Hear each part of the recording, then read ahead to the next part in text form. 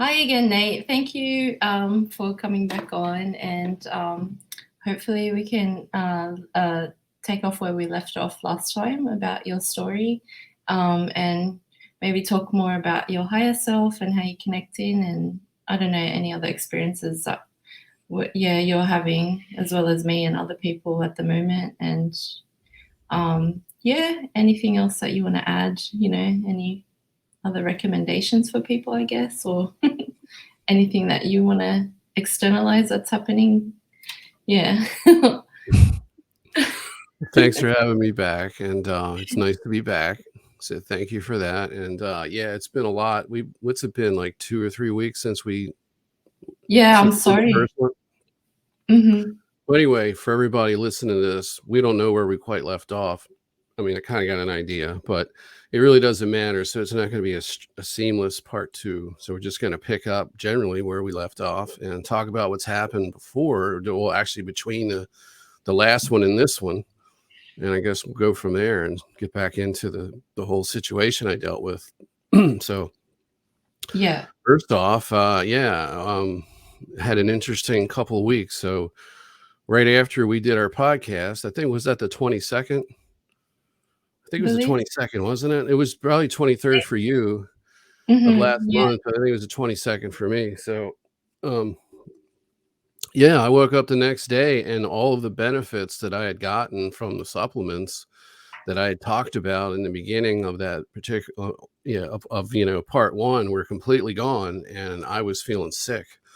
So that's how it started, and I got punished. It wasn't for doing the podcast. It was just what it was is that for those who deal with this type of targeting, you'll all kind of you can relate when I say that if you gain a little bit of traction on getting your health under control, that because they're making you sick, the moment you do, they reformulate a new plan and hit you again. So I had a couple of days where I started to feel better, and I started to get the wits about myself, and started to get things done. And then immediately, like the right at the peak of that, as I was just starting to figure out, yeah, this is working. And we did that podcast. That's when they like hit me. Apparently, I guess it could have been directed energy. It could have been any number of things, but we do think it has to do with nanites, Hmm. which is nano machines, mainly graphene oxide based. They're in chemtrails, probably in the water, possibly on or sprayed as pesticides on food that we're eating. And of course, it's also in those other things. There's little prickly things that have a reservoir and a little cap on the end that's made by big companies that we still can't talk about. We can talk about it, but only certain people are allowed to talk about that on YouTube. And those who talk about other things that YouTube doesn't want them to talk about will be punished for talking about what's okay for some people to speak about now until the next pandemic. Then you won't be able to talk about it at all Uh-huh. Yeah. unless you're pushing those prickly things and then with the little reservoir and this and little cap. Yeah. That's the thing. I definitely have experienced that nanite or the interference from that, because oh gosh, it's been terrible for me as well. I've had headaches and I'm getting really tired, and I'm sure it's got to do with that. And I feel like it's a frequency thing as well. That's, Yeah. the in the bio or whatever. That's just kind of, yeah, it's hacking into all of us at the moment. It's just draining all the energy. And I mean, it could be a good thing in the end, because obviously we'll get healthier once we can get rid of them in the process. But it's just, yeah, it's very draining at the moment. Yeah. I mean, they're obviously attacking at the same time. Yeah. Yeah, let's discuss a couple about some of this stuff. Like one of the things they would that I would experience, and a lot of people report this, is that you're going about your day or your evening and everything's fine. And then all of a sudden you get hit with extreme fatigue. I mean, literally you can't keep your eyes open. You can't focus. And the only way to stop it, and there's really no stopping it, you have to get up and move around and keep moving around until it passes. But normally it doesn't, and it'll hit you, and you wind up just. I mean, literally, I've been in the middle of actually working with my hands, doing something. Mm. And I got hit with it, and you start to literally just your head just starts. It's like you turn off like a switch. Your eyes shut, and you start going into a dark space. Excuse me, but you're not really asleep. That's what I've found. I mean, most of the time, unless you lay down, you may go to sleep. But if you're sitting up, it's literally like just somebody turns you off. You're like a robot that just went off. Your head's Mhm. drooped like this, and your eyes are shut, and you can't hear anything that's going on around you. And I've seen him do it to people. I had a friend it happened to. I was telling him about these things for the first time, and they told me not to tell anyone. And when I started talking to him, he passed out in front of me temporarily, and then felt drained right after he came out of it. Was exhausted until I left the house, and then he felt normal again. But you Oh. can't get normies to look at this and say, I think that's what you're talking about, Nate. They did something to me. They always have an excuse. Well, maybe I was tired. Maybe I had blood sugar issues. And it's like, well, you slept how much sleep did you get? I got 8 hours. You have blood sugar issues. No, Mhm. but it doesn't matter. They gotta have a reason, because this stuff isn't supposed to be happening according to their belief system. But yeah, that's one of the things that they do. They'll make you totally exhausted.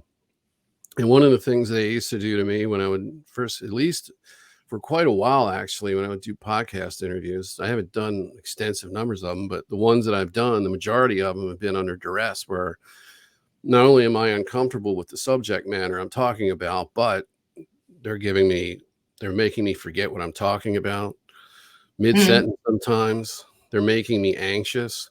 They're giving me anxiety where I normally wouldn't have any, or they're amping it up where I would have some. And now it's much worse. And then of course they'll make you stutter. They'll make you like literally get stuck, like you have like a form of like Tourette's, where you go to speak. Where speech impairments are kind of like Tourette's, because it's like a tick coming on and you can feel it. And they'll do that to you, and you'll be right in the middle of something and about half a sentence away from what you're going to say, and now you can't say it. So Yeah. you've got a word coming, and they've programmed your mind. They've interfered with the neural transmissions inside your brain, and now you're getting ready to stutter, and you're on camera, live or not, it doesn't matter. And they do all those things, and it's just to discourage you.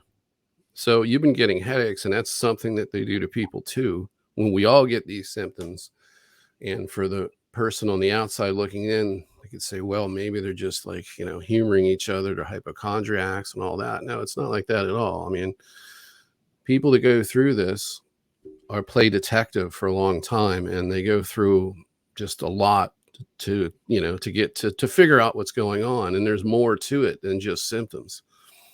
There's Mhm. coincidences, there's psychic events that take place, and sometimes you outright get threatened, and they step out from behind the curtain. Yeah. So, if there's anything you want to add, that's been going on, we can talk about. And if not, I can segue into what was going on with me back then, where I left off, because I definitely Yeah. got to the point where they stepped out from behind the curtain. Yeah, that's interesting. No, you go on. Yeah, yeah, yeah. I agree with what you're saying. Yeah. Have you had any other things going on though? Because I mean, there's body pain, there's so many different things, and when it gets really bad, you can get hit with directed energy attacks. I think so. Yeah, it's probably a bit of mixture of all of what you said. I just realized I do have like a short-term memory problem as well, and I have like I like my cognitive processing can be it like get affected. It is like that as well. So it is like a Yeah, multi-level thing that your yeah. brain literally goes. You literally go through periods where your brain is not working to an optimal level, and Yeah. it's to the point where normal people would say, okay, well, if I'm tired, if I have maybe too much sugar in my blood, or I've got some sugar issues, then that could affect it. Could be stress, could be a variety of things. But when you're a targeted person like this, it's to the point where you can't trust yourself. You don't know what's going to happen in Mm, any situation, whether it's at work, school, interacting with your friends, your family, your loved ones, your people that are closest to you, your pets, anything. You don't yeah. know you don't know what Rose or what Nathan is going to wake up tomorrow. put it that way. Yeah. And it's the reason why people who get targeted really badly will withdraw, oftentimes choosing unemployment and whatever's left of the social safety net as a last resort, because they're not able to hold a job and it isn't their fault. I've talked to people like this, and I talked to one guy that said he had changed his job close to 70 times since the targeting started. And, Yeah. where he would work for a short time, and then they would do the psychic street theater, the gang stalking stuff. People would, and you would have problems with people that you normally wouldn't have problems with. Mhm. This guy was a psychic healer, and he said first thing that they did was shut down his abilities. Yeah. He said That's interesting. before, when I closed my eyes, I could still see from an astral point of view, but now it's dark. That was when he asked. Mhm. So it's how he was asking me. He's like, "What do you see when you close your eyes?" So, and he's Yeah. actually one of Lauda's clients Okay. who reached out just like you did, because you first saw me there, and he had saw me there too. Yeah. And then so a lot of people reached out to me, and that's how kind of like how I kind of got exposure, because she tends to have like a loyal well, she has a loyal, not tends, but has a loyal following of people that understand these things at a greater level. So she's more of like one of the more advanced podcasters. Well, it has more of an Yes. advanced Very audience for a podcast, versus just a typical paranormal podcast show where it's just about anybody. Mhm. Yeah. Like She after you speaks. graduate, you go to Lauda, and then forever there, you're just in that particular category of things that you're interested in your knowledge base. I'm sorry, what were you going to say? Yeah, no, she is very advanced. She speaks in a very higher dimensional awareness sort of way. I don't know how to explain it, but She's got her own terminology. So yeah, I do yeah. too, but she takes it a little bit further than me, and I try to keep it more simplistic if I can. But Mm. she has some interesting terms where I'm like, I have to sit and like, okay, what did she mean by that? Yeah, exactly. But it does definitely trigger you. Yeah. But once you figure out what she means, and it's like, oh, it's that. Okay, Mm. that's it. I was calling it something else, but that's it. Yeah. And once you get through that, you're like, it's the same shit. So Ultimately, yeah. Yeah. so anyway, let's see. So yeah, like I said, I got targeted. A really good friend of mine I'm close to, as you know, he got the worst of it. Yes. He wasn't involved with the podcast or anything. Not the one, we did, but with me. No. And he's been dealing with a lot of shit. So I've been really, really worried about him. So a lot of the things that were going on since we spoke last were just me going through emotional periods of worrying about him and how he was doing, and all that. So, and then everybody else was. So it's been a rough couple of weeks since we spoke last. Uh-huh. Yeah, no, it has. But I think thankfully, I'm mm, still here and everybody's intact. No one had a falling out. Nobody got seriously hurt. We got sick, but it could be much worse. I'm thankful for that. So what were you going to say? I'm sorry for interrupting. yeah, absolutely. No, I'm sorry. You go on. You go on. All right. Well, anyway, getting back to that story that I was telling you that happened to me. If you were watching it, I think where we left off at roughly was, I probably was jumping around, is that I had been targeted for a long time, had open two-way contact with what I thought were extraterrestrials since, for about 15 years, starting, I would say it started around late 2005, early 2006, right in there. And it came out of that cult that I was talking about, but it didn't originate there. I had contact prior to that, but the cult that was being, and still is, it's a military ET project, virtual temple complex, and we talked a little bit about that. We can get Yeah. back into that. I can talk about some of the things that went on in that group that would be interesting, because I haven't really gotten into that in many interviews. Mm. I could talk about how they use the ritual initiation, or the process. It's like an initiation process where they use rituals and theology to basically make people more comfortable with the alien contact that they're getting. But in reality, it's a military operation. It's a mind control thing. They're not doing it because ETs want to talk to people, and this is some way to do it. No, they've created an Enki cult with Satanism with satanic aspects in it to hide it, and to also give it more of an attractive nature, because more people can associate with the occult and Satanism than they can with Enki and the Sumerian clay tablets. So they blended it Mhm. together. It's basically it's a weaponized belief system designed to take people down and create more abductees. And that's really what a virtual temple complex. Some of the reasons it's there. Other reasons is to confuse people and to derail anyone who is waking up and who can be a potential positive influence on society. So if we can get them roped into Satanism, Enkiism, the occult, or New Age, any of those things, and we can wreck their life from that point forward, that's what they're doing. It's a way. It's a very clever way to stop people from waking up and organizing and becoming something. So Yeah. it's like it's a soul trap essentially. It's there waiting for people. But anyway, getting back to what I was saying, back to if you rewind this and go back to, I think the last part that I was really getting into before, I think is the audio and the whole video cut at some point. Yeah. And then we I'm kept talking, and that's where the confusion came in. Then there was a couple of weeks. So Yes, in the yes. story that I was relaying is that I had reached a point where I had done some podcasting and was finally pushing through all of the stuff they were putting in front of me with the speech and the memories and all the resistance that I had, because no one would do an interview with me. Nobody would talk to me. I had some friends and I talked about my one friend who came in to save me and help me and stuff. And so we started doing podcasts, and we did a couple, like 4, and that gaslit the military. So all of these things kind of culminated up to a point where, they had decided that they were going to get rid of me in the program if they couldn't bring me under control when I was already in a program like that.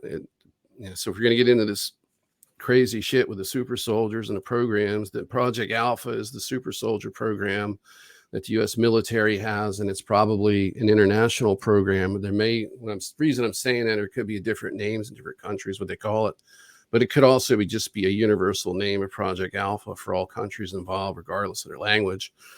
So they have a program within that. If they can't control their super soldier abductee Milab projects, then they put them into a program where they basically try to use trauma-based mind control and other form. Well, it's all trauma-based basically, to kind of rein in the person. So to go back and explain this, they have a placeholder in society, which is either the abduction victim to start with, or they're put into a human. Well, they're put into a human container body through Project Surrogate, and I talked about that last time. So I have a memory of being implanted in a fetus at the 12th week of conception. So that's the societal placeholder. That's like the seed of the higher self. So they can clone from that person. They can fragment their consciousness and create avatars that animate the super soldiers and so forth in these programs. But when the person is a failure and they start killing other personnel, their clones, that is, their soul fragments are animating clones. If they can't control them and utilize them on and off planet in these programs, then they go into this program where they try to basically reclaim the failed project. And that's what I found myself in. And it seemed like a lot of the people that I ran into in that cult were also in that project too, or in that program where they were trying to salvage their assets. And, Mhm. so they created essentially an engineered life experience to basically bring me back to under their control. And part of that involved making me into a contactee, but not in the sense that, normally it happens. Normally it's, at least for the celebrity contactees, what I call celebrity star seeds that they use to brainwash the rest of us. And these are people that have this contact with grays, and it's all positive, and they have contacts with Pleiadians and all of these things. And I'm not talking about everybody, but the majority of the people out there are being used in a deceptive way to push an alien agenda and to promote the presence of these extraterrestrials as being positive. And there's a lot of them out there. And of course, they always paint a negative, like the reptilians would be the bad guys, but most of them, if not all, with the exception of a tiny number who are getting this contact, have no idea that they're in communication with negative extraterrestrials. It's all hidden behind the Galactic Federation, curtain. It's like the wizard. It's the reptilians behind the curtain, but what you see on the outside of the curtain is nice and wholesome and good and it's all love and light. When in reality, it's nothing like that. And for any of those people, if they want to determine whether or not they're really dealing with good ETs, disobey them. If they put you in a situation where you're making money and you're writing books for them and you're channeling and you're making videos and you're making ad revenue and you've got a paywall website and you're doing readings on people and things, well, if you want to test the waters, disobey them. Tell them to shove it. See what happens. When you start getting attacked, you'll know what you're dealing with. So for me, in a way, that's what this was. But I had done things they didn't want me to do. And then eventually what they tried to do is get me to think that they wanted me to do it and then sabotage me. So they tried various ways, reverse psychology and different things, different techniques, basically to get me to shut down and stop trying to go public, because that's what I was pushed to do. And it all stemmed from an initial promise that they had made me, which I had to figure out because it was in my soul transference memory, that I was upset over not being used as a teacher in society. Like that was what it was supposed to be. And it wasn't until last 2 years that I found out that what that really was, because they gave me false information about these memories. So I would and then they would change the story. So it was I didn't really quite know what the true context of this memory was. But in reality, what it was is they were letting me remember it. But the aspect that they weren't giving the truth on is where I was when it happened, what the context was, and why I was upset, because I thought I was going into an engineered life experience for therapeutic purposes that was supposed to help me. And I was in a facility on another planet when in fact I was at the White Sands underground military base. And I was in there with what appeared to be Haujean extraterrestrials. But now going back and being able to access more memory, I know that they were Dracos in Haujean container bodies, which, the soul is just what animates the body. It doesn't matter what body it is. If there's a body that works better for this environment, they can just jump into that body and use it. So, they appear to be human, but they censored their faces with black boxes and shading in that memory. And I didn't know the true context, but I was arguing the fact that they weren't going to use me for this teacher, this new age type of, position where I would be where I would have an easy life. I would make money off of books and videos and readings and things like that, and do what a lot of people are doing, but work for the negative side, masquerading as the positive side, just like the majority of people are doing right now. The old warning from the elders of the past is to avoid the occult, and they've just repackaged it, and people go right for it and think it's okay because it's just tarot cards. We're not doing a satanic ritual, but all of it in reality, all of it's a series of different types of social engineering programs and things. And now the military is involved. So anyway, getting back to this, what I was talking about is that I had flushed them out. Still didn't know what they were yet, but I was getting a good idea at this point. And I knew, but they were still lying to me. They still had their hooks in me, holding on. Some of them were good and some of them were bad. And there was a conflict going on. So I was under a false concept of what was really happening to me. But I think where we left off is that in that story I was telling about myself is I was going to the cardiologist office and I pulled into the parking lot, and this reptilian, he didn't show me his face, and that's another MO that they had. They wouldn't show me their faces unless it was shaded. And I never saw a non-human extraterrestrial for, not, I mean, I have, but they weren't the ones that were talking to me. So at this point, I'd had 2 non-human interactions in a 2-day span. So the day before the cardiologist appointment, I had a communication with a female reptilian. He gave me her name, and I could see her. She was more of a human-like being, but I couldn't see her face because it was shaded, but I could see an image in my mind as she was talking to me, like she was wearing a lab coat or just white and a white attire, but it looked very, very, clinical type, like a lab uniform thing. And she was sitting on a chair and had some kind of paperwork in her hand or a clipboard or maybe a tablet of some kind. I don't know. Just something that represented information about me and the program. And she said, I'm a program director. And she used the term that I had coined, planetary consciousness simulation. She goes, I'm a program director of the planetary consciousness simulation, as you would call it. Basically just like, kind of like throwing me a bone, like humoring me, like this is your term. But Yeah. I'm not really that. I'm a program director, and whatever it is that has dominion over you right now was more Mhm. of the message of what she was giving me. And offered me a change, and she said, I understand you're not happy, and so on and so forth. And would you like would you like to be in a different program? At this point, I was just looking for answers and a solution to my dilemma, and I wasn't quite sure what I was in.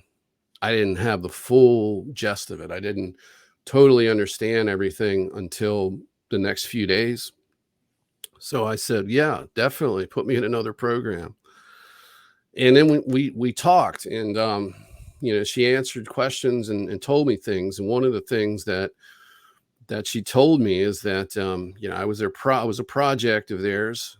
And this point, like I said, it was like I was going from being like, this is the Black Federation, to now I'm moving into a gray area. Mhm. I'm not quite sure what I'm dealing with. Yeah. Now, my friend who was just recently attacked, we talked about, he's doing psychic counseling with me, and he's intervening, and he's seeing what I'm dealing with, but he's being subtle. And because, if you've believed something, if you trusted something for a decade or more, and someone's trying to deprogram you and explain to you and show you and give you evidence that you need to recognize that there's a problem with what you're dealing with and you need to get out of it, it's a detriment to you. It can't always be said. You can't just blurt it out. Mm. And people were going to take it, because you didn't believe them. You didn't believe in the false belief system you're in. It didn't just happen overnight. It took a long time and a lot of experiences to get you to that point where you believed it. Now you're being deprogrammed. So he was being subtle. So I was just moving through this gray area into the part where I realized what was really going on. And so trying to think the chronology here, because around that time, and prior to this, my friend she had like a bunch of downloads and sent me a text message, and I made a video about it. She got mad at me and stuff. I pulled it down, but in that whole series of like all these downloads, she basically told me all this information about myself.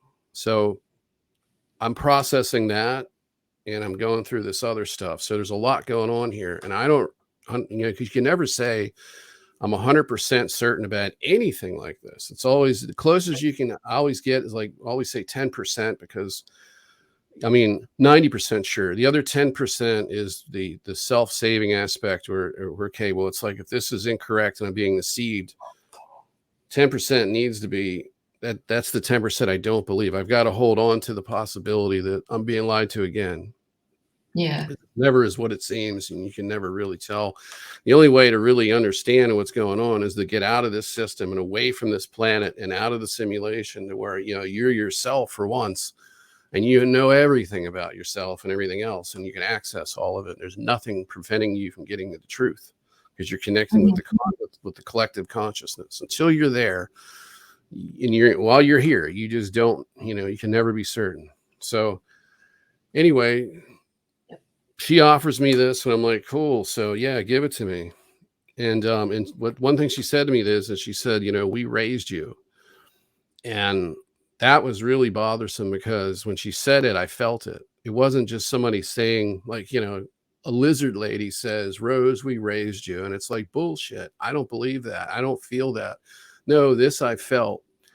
And it hit me. And it wasn't just the acknowledgement of it, but it was also came with feelings to where I felt the way I did as a child, trapped in a facility where I knew I didn't belong, but I couldn't remember how I got there, why I was really there. It wasn't, I knew something was wrong, but you just don't know. And I wanted the relationship, like a parent relationship with the personnel, the so-called people that raised me, which were probably a combination of ETs of different types and military personnel. As a child, and if you can imagine, you're in that situation, it's like being institutionalized, because it is technically, but worse, because you don't have any rights at all. There's nothing protecting you. And you want that parent, you want that loving connecting, you want that loving relationship, that loving connection with somebody, and you don't have it. And it felt like they were just staff. And it was like, as soon as you kind of got close to them, they were replaced. So there was never there's nothing. I felt that I grew up in an environment that was totally devoid of everything that I needed from the emotional support side of it. And I literally felt like I was a prisoner in a sense, but not in a conventional sense, but in an unconventional sense. So Yeah. that hit me, and I was just, and I had to contemplate all of this from day to day as these events started to happen. So I went to bed, and the next day I had to get up and go to the cardiologist office. And it was the second appointment that I had. The first one was medical COINTELPRO again, where I was refused, and the doctor just, didn't want to treat me, and wouldn't do any of the normal things with the situation or the symptoms that I had: chest pains, fatigue, shortness of breath, you name it. It was all going on. And this was part of the attack. It was, this had to do with a lot of things at this point. I mean, I had these silver cord attachments that were affecting my heart and my actually my autonomic nervous system as well. So they were inducing a type of heart failure and affecting my autonomic nervous system, which they've been doing. They started attacking that in spring of 2019, and then it kind of went into remission for a period of time, and then they brought it back along with everything else to punish me.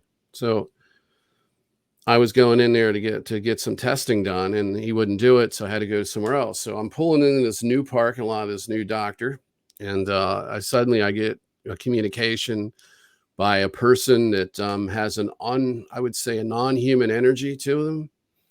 And the best way to describe what a non-human energy is like for anyone who's never felt that, just associate the sense that you get from talking to a regular, just anybody, another human being. And think of the interaction you're having, but there's an energy signature, a subtle energy signature connected to that interaction. It's universal, because there's bad people and good people. Push that out. Just that feeling you get being around a person, it's different. It's like, this is a different feeling. And I can't describe it any better than that, because you'd have to experience it. I just, in a telepathic society, if somebody hadn't had that experience, you could convey that experience and emotion and a concept to them, and they would get it. But you can't do that with your spoken words. So I immediately knew that it wasn't a person, and I felt, in my mind, I kind of felt like, reptilian. So I asked, and he confirmed he was a Draco, but he was really smooth and really soft spoken, and he started to offer me, an out to the situation I was in. So this was the result of me agreeing to be put someplace else. And this all stems from the original premise that was the problem, the original plot line of that soul transference memory that I never got the truth of until not long around this time that this was happening, that I was supposed to be used in Project Ibis, because Project Ibis isn't just the abduction of psychic children and super soldiers. It's not just what you hear about in the SSP super soldier community. These are aspects of it. The biggest aspect of Project Ibis is a global new age deception, new age occult deception, contactee deception.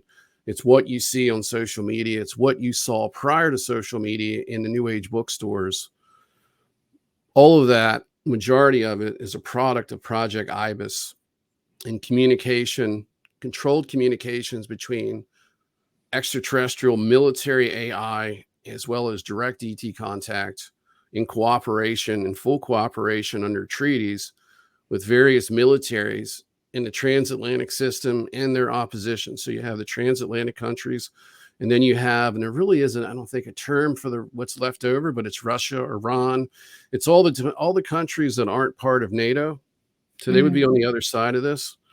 At this point, when I understand, they're all under treaties. Even the most poorest of countries has got some place at the table in these clandestine joint ET programs that's going on right now, that are designed ultimately to create a new world order and essentially basically turn people in what we consider to be biological slaves, which are the grays, and to replace humanity on the planet, etc. But so anyway, I'm being offered to be one of these people that I was supposed to do prior to even coming into this. Actually, prior to me being me, to for this version of me to exist in this body. This was a kind of they're like saying, okay, we wouldn't give it to you before, but we're going to give it to you now. And it was their last ditch effort to rein me back in, because if they could get me to consent to something, then they would have a way into my mind to get me to stop resisting at the level of the higher self. So they were trying to sell something to two sides of my consciousness, not just this side of me, but the side of me they couldn't control. That they were trying to offer something to that side of me too. So the best way to explain this is that when you come into this system and say you're coming in here to cause problems, and I'm not talking about normal reincarnation through the system being forced and everything, like a person that's just trapped here on this planet. There's people coming here from elsewhere that are talented, that can do something about what's happening here, and they're intercepting them, they're hijacking them, and they're putting them in these programs. And if they don't take them into custody and hijack their consciousness, then they do other things to them. They'll pair them up with a handler. They'll pair them up with spirit guides. They'll do anything that they can to take this psychic person and put a pacifier in their mouth and shut them down. As long as they can get them into the belief system they've manufactured and get them to do what they want them to do and not what they don't want them to do, they've effectively stopped what could have been a social movement that could have possibly improved the human condition. So you talk about people say they're star seeds and they come in to be positive influences. What you're talking about is planetary social engineering of the population. So there's an effort to do that, and then there's various threat levels within that group of people coming in, and the worst ones are the ones that they use in these programs. When I say the worst ones, I mean the best ones technically, as far as a threat evaluation goes. I mean threat against these evil forces, because they're looking at their most important enemies, and they're putting them in, they're categorizing people, and they're putting them into these programs. So their goal is to take a potential threat or a real threat and turn it into an asset by making you mind controlled, and then using your consciousness, fracturing it, and putting you into different bodies and different timelines to run into work in these programs, whether it's a slave on a ship all the way to being like some combat soldier on some faraway place, or carrying out assassinations in the United States using portal technology, which is another thing that I remember doing, going in and out of portals in New York and places like that, and carrying out little missions and then going back in. You walk through a janitor's closet door and you're back at the base, and you went through a portal and you popped out of the janitor's closet. It's like, it's like Doctor Who, that movie where the guy goes into the phone booth. Yeah. It's like that, but there's no phone booth. It could be generated any place, just like a false door in a rock carving, like you see in the ancient world, where they have those false doorways. And then they would have a ritual, a ceremony would take place, and then the extraterrestrial would come through that false door, perform some magical act or say something, whatever, and then go back through it. And then, that was the ritual for the day or the month or whatever, This is one of the ways they created religions and these belief systems that we're all adhering to, these crazy belief systems. And we've got one coming up with rabbits that lay eggs and give out candy to kids. So So Yeah.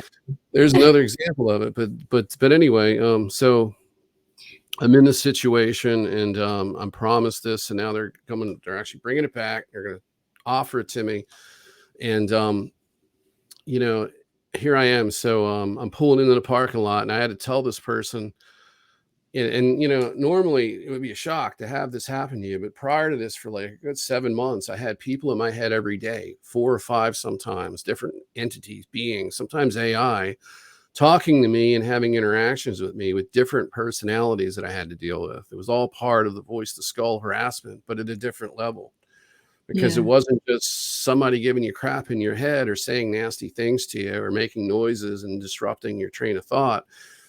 This was much, much more than that. They were trying to get me to believe that my life was best ended and that I was better off going home, wherever that is. And they were bringing people through, claiming to be people that knew me from this previous existence and other things. And some of them were giving me information that I pieced together. They're At this point, now I'm realizing that everything that they've said to me, like, the ones that I felt that I could trust, that after they said something that was contrary to the official story, then they would get removed and I'd never hear from them again. And another personality would show up, none of whom would give me their names. They weren't allowed to, but this was all part of what they were doing to me.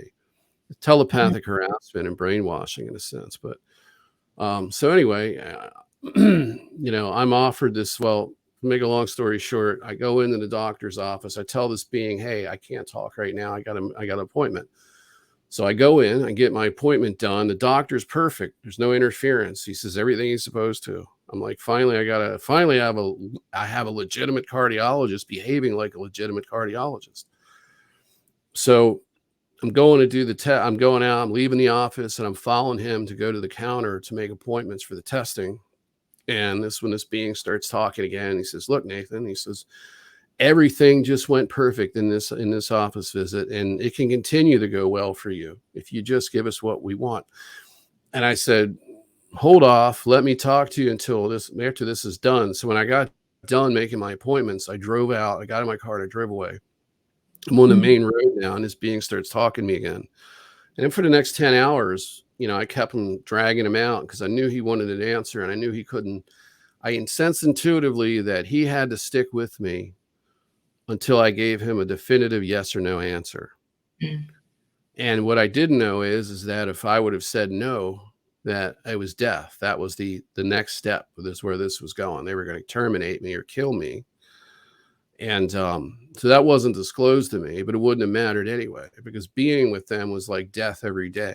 I had to get away from them. So it didn't matter how I got away from them, but it was like, this is where I am, and I got to get past this, or there is no future for me. And it's about time that this shit came to an end, because I'd been harassed and sickened, and they'd ruined my whole life, and they were hurting people around me, and people that weren't directly associated with the problem that I was in were being drug into this unfairly, and their lives were hurt, like my son and my wife, and anybody else that had to deal with something that was related to this, whether it be loaning money to me because I couldn't pay bills, or just having the worry that I was sick and I couldn't work, or something else was going on. It's just seeing me suffer, or seeing me not living up to society's expectations, and the expectations of family and peers, because nobody understands when this shit's happening to you. It's just, they look for conventional explanations as to why you're not doing what everybody else can do and take for granted. And here you are, and must be mental illness, must be something wrong with you, because it's certainly, one person can't be this sick this much, because nobody else is. And nobody's talking about aliens either. It's all, so they don't know what you're dealing with. I'm sorry. Sounds like you're ready to say something, like I No, I know. know. Yeah, yeah. Because I'm I'm speaking to the choir with you. Yeah. No, I understand, because they just affect your capacity to do anything, to Right. function. Yeah. I'm actually feeling really fatigued right now. I'm sorry if I seem out No, of it. it's It's perfectly just, okay. And yeah. it's a good thing you brought that up, because that's one of the things that they do. I've had it happen to me in podcasts, and I've had it happen to people interviewing me like you right now. And sometimes, and actually, when I did an early podcast with this guy named Josh Myota, and he was the former partner of Robert Earl White, who's not doing any more podcasts now. And they had a channel together, and they split up and went their separate ways. And I was interviewed by Josh, and when I was talking to him, they were trying to put him asleep. I mean, he was going through that, what I talked about earlier, where they start making you nod out and you can't control it, or it looks like you're on drugs. And he was just going like this and shaking his head. I'm like, and he didn't tell me until after it. I thought he worked a long shift. He was just tired. And Yeah. we're doing a long interview, like 2 or 3 hours. It was 3 hours, I think. And he told me after what was going on. But yeah, that's one of the tactics that they use, and they just make life difficult, and you can never tell what they're going to do. So anyway, so I'm back to the situation. I'm being offered something different. This guy promises me, you're going to have 20 years of good health. We're going to fix you. All the damage we did, we're going to do our best to fix that. I don't know if that meant taking me up in the ship and taking the hardware out of my spine and restoring it at a molecular level to where I'm like perfect again, like a med bed, story. I don't know what that meant, but it didn't matter because, when this was all offered to me, I just drug it out with the intent of telling him to shove it at the end. But I have a way of like masking thoughts that I learned or actually remembered by having to deal with them for 15 years of daily telepathy, dealing with AI as well as entities coming in and masquerading as my friend or family member. And so I remembered a technique to where it's kind of like putting a partition between you and that person who's connected telepathically. It's the best way I can describe it. It's not something you can visualize. It's not something that I can explain how to do it. It's by feel exclusively. And I just remembered how to do it and started doing it. And they immediately reacted negatively when I was in a communication. And I would do that periodically, and they would always say, "No, stop that, stop that." And it was very curious and suspicious that they would respond that way. So during periods of like, where I was on the outs with them and having problems, which is all the time, but there were periods where I really rebelled and said, "Fuck you, I'm not doing this anymore. You're not going to continue to do this to me and control me." I would use those techniques and say that, so I knew that they work. So I was using that at the same time. So I wasn't giving away, because if you're talking to someone like I'm talking to you, and my goal is to do something and not tell you, I'm going to be thinking about what I'm going to do and that I'm not going to tell you about while I'm talking to you. So I'm putting a facade on talking to you. I'm not giving away anything, but inside my whole plan is in my head and I'm reviewing it as I'm talking to you. Well, you can't do that in a telepathic interaction. You've got to build that partition up of like what I would consider, the best way to describe it is like mental white noise. It's just like kind of like a zone of nothing that's between you and them. That's what it feels like. It's not like I'm visualizing it. It's like it feels like a physiological thing that I'm doing.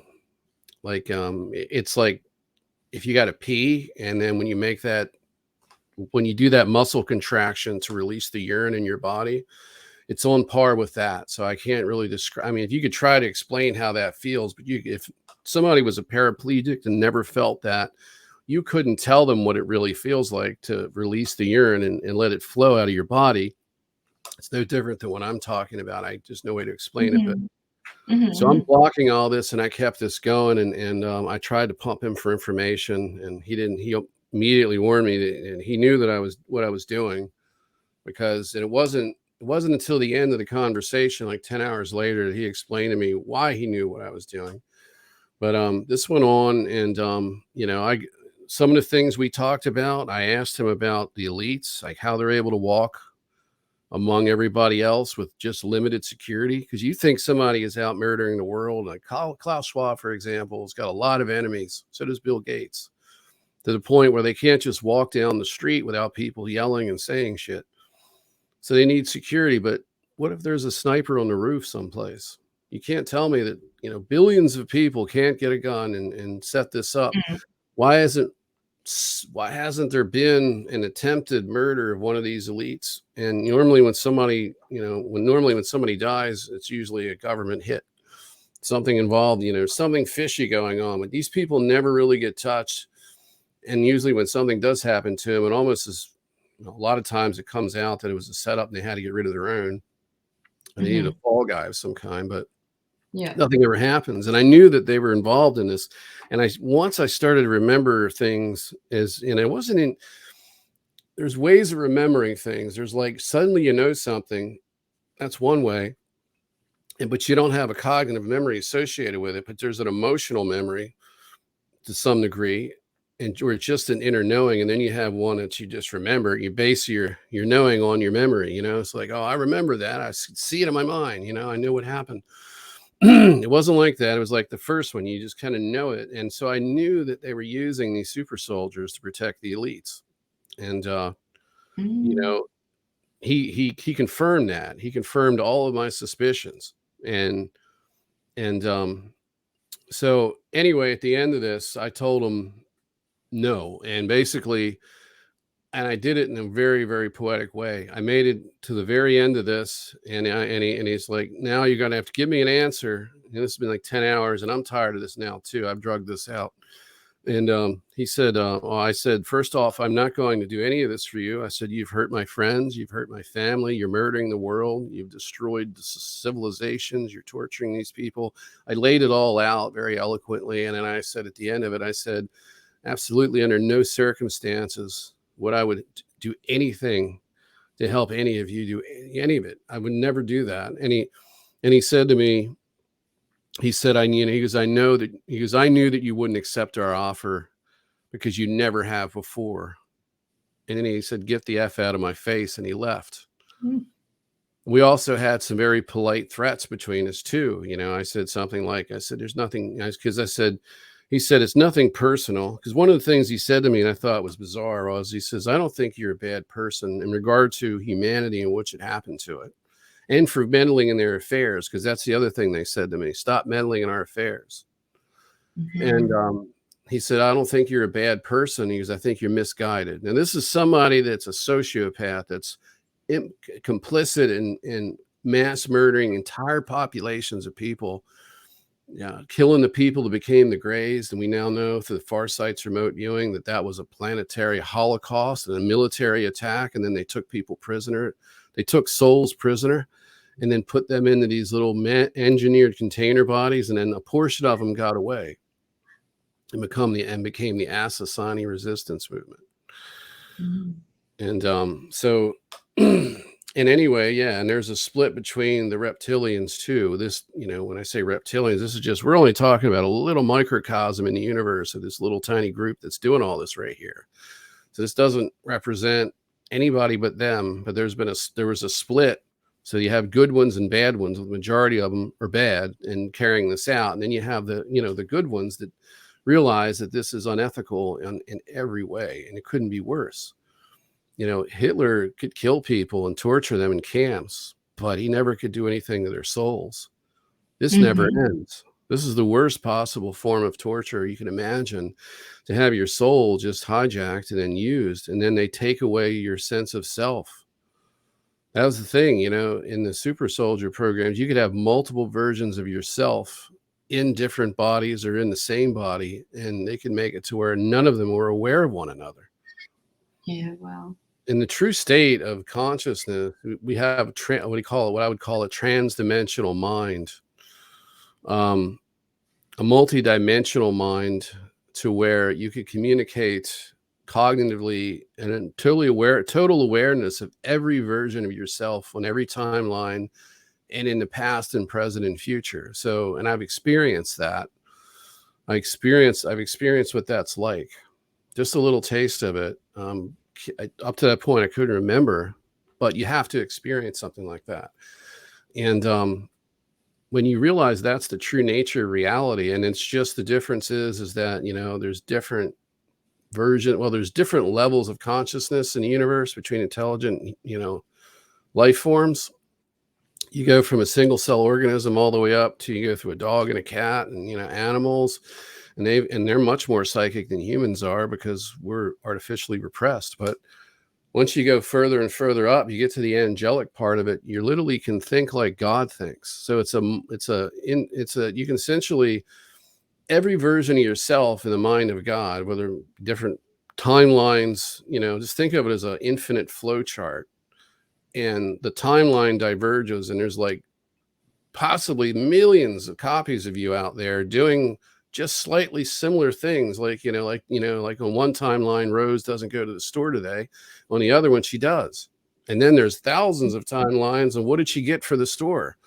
It could be like, many, many different outcomes, whether I'm buying baby formula today or some candy bars, or I'm buying something, whatever your combination is in your cart. Could be on multiple timelines. It could be down to how many grains of sand are on a planet, and every one of them could be a different timeline. Like, it could be 1 grain off. Whatever the potential possibility in the mind of our creator, you're in every one of them to some degree or another. So you can access all that. Yeah. It's quite an mind expanding experience. But when you're under the control, they've taken you from that, and then they've hijacked you, and you don't know what these other versions of you are actually doing. So when I was in that lab, in that soul transference lab, what I can remember, I'm protesting, like, why are you doing this to me?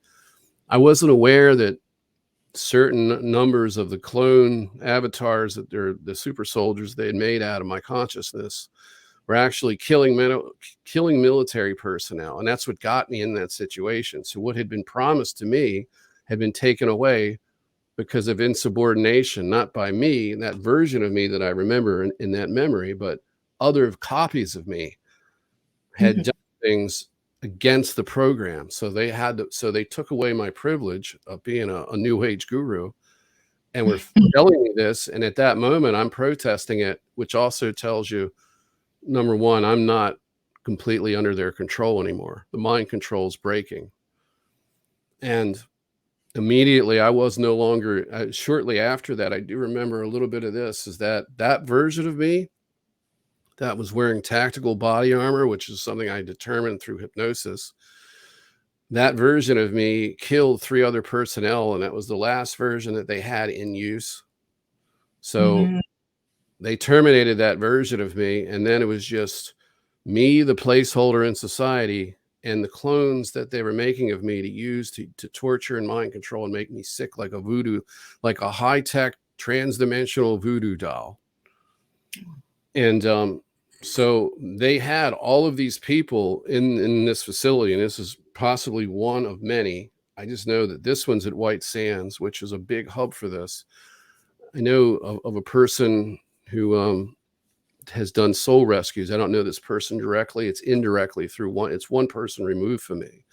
And we haven't talked, mainly due to the level of targeting that this, lady goes through. And they've severely damaged her health, and they've made her withdraw and stop doing a lot of the stuff that she was involved in.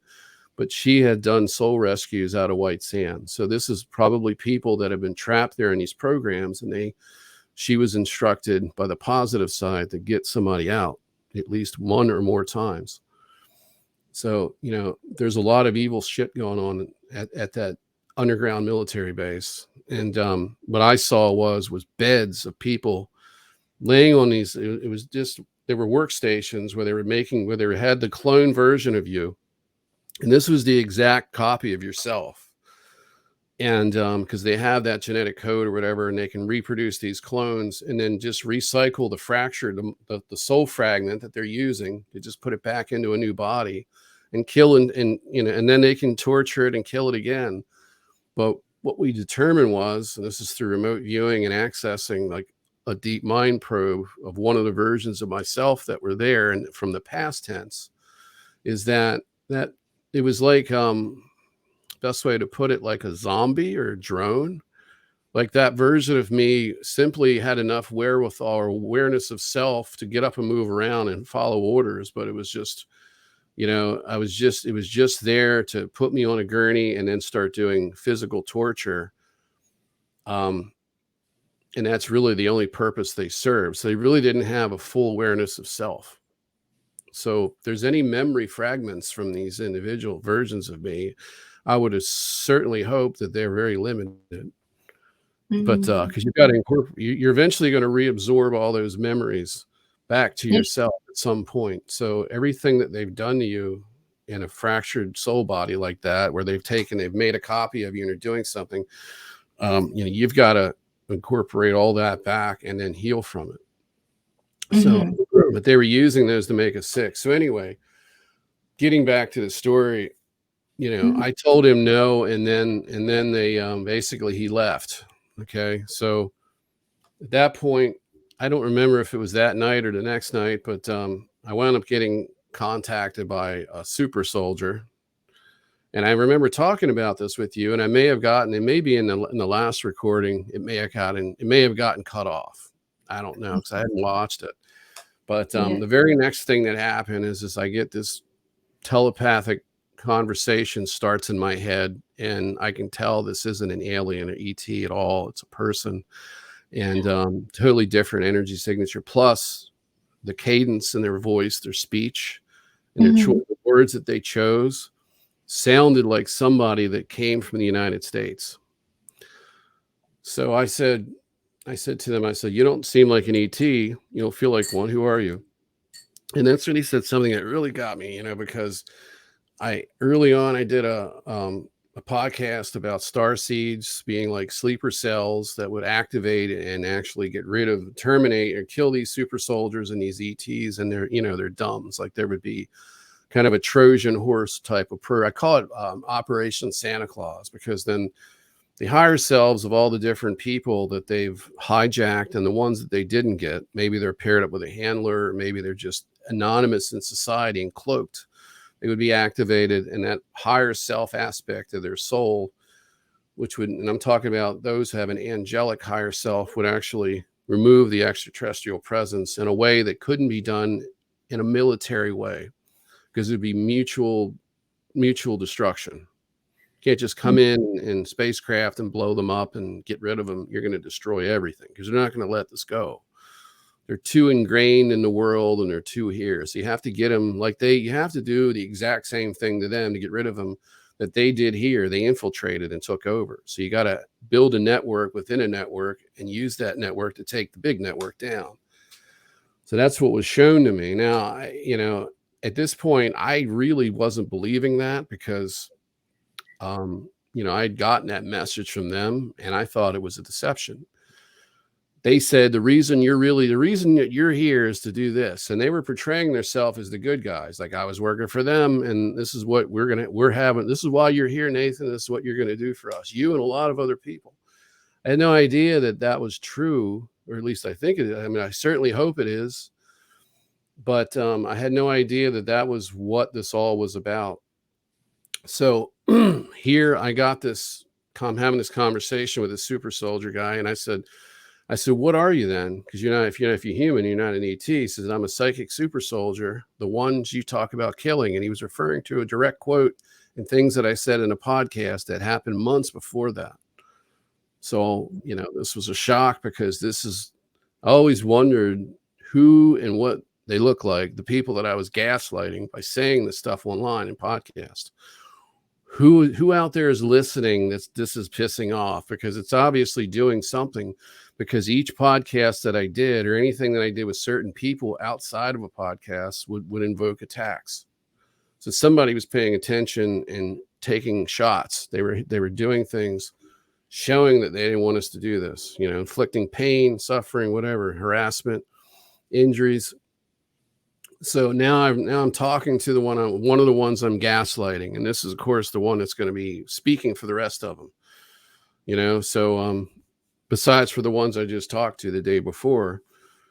So we have this conversation, and I asked him, because now it's like, okay, I don't know where this is going, but I'm going to find out why they're doing this to me. So I said, "Why did you do this to me? Why is this all being done to me?" And he said, "To preserve the continuity of the government." Okay. And, I'm like, well, obviously it's not the US government. It's not the Bill of Rights and the Constitution. that you're supposed to have sworn an oath to. Obviously, you're in allegiance to something else. This must be a world government. Obviously, I knew that. And, he admitted to that, but was more oriented to still being a soldier within the United States military. But he Mhm. acknowledged that there was a push for a global government and that it involved the World Economic Forum and then all these elites. And he spoke very highly of Klaus Schwab. And that's when I asked again, I'm like, do you protect those people? And he says, oh, yeah, we do. And I mentioned Klaus Schwab specifically. And that was the example I gave. And he totally acknowledged that how they do this. You can have security details and all that, and that only goes so far. But what they do is they stop the threat before it even happens, before it even develops, because they Mhm. can take out somebody, they can sense it, pinpoint who it is or how many people it is, and then use the technology to psychically or attack them with directed energy. They can shut it down or make sure that it actually is carried out successfully. So if they want somebody to carry out a failed assassination or a successful one, they can pull strings in society and within law enforcement and make things happen at a remote level. It's not even like making a call or sending an email or like a fax saying, shut the investigation down of this potential mass shooter. Just, leave them alone. And why? Well, it's classified. It's not even that. They can actually sabotage an investigation and get people to go the other way so that they leave this person alone, so all doors open to them and they just Mm. walk right through them and carry out the operation. So Mhm. they can shut down, they can create assassins and shut them down. So if they got somebody that's going to kill Klaus Schwab or some other elite and it's not part of the agenda, they can sense it in advance and stop it. That's why you don't see it happening. That's why there's not attempts at these. There's not an attempts of assassination at any of these people. Yeah. You think by now you would have heard one. They're highly protected, highly protected. I'm going to say that, but they're definitely fully protected. And not just that, but it gets worse than that, because if they die accidentally or they die of old age, they're not gone. And you could say David Rockefeller died. Well, yeah, he died. His body died. He reportedly had like dozens of, however, how many heart transplants. I can't say I could have dozens. Yeah. He had far more than a normal person could ever get or obtain. And of course, that probably came from, organs from China. Mm. But he finally dies, and it's like, God, good riddance. But no, they've got a remote viewing study now where they find that these elites have cut deals where they don't get their soul recycled and have the mind wipe. They put them back into a privileged family position within their own family or within another one that's related to the agenda. So they get Mhm. special treatment. They're not getting the soul recycling mind wipes. They're promised to be, have a seat at the master's table when the agenda is finally fully carried out. And nobody here, and none of this is here anymore. Humanity's done with. They've got a special place for the ones that sold out, or so they think, because you can never trust the extraterrestrials. They don't value the elites that serve them. They're just a tool in the Yeah. process to get to the end. So they're a means to an end. So anyway, Yeah. I'm in this situation, and he's telling me this, and he said to me, now I've already turned them down, so I don't know what my fate is, and I'm not even thinking about it. But he said, I'll answer your questions if you answer two of mine.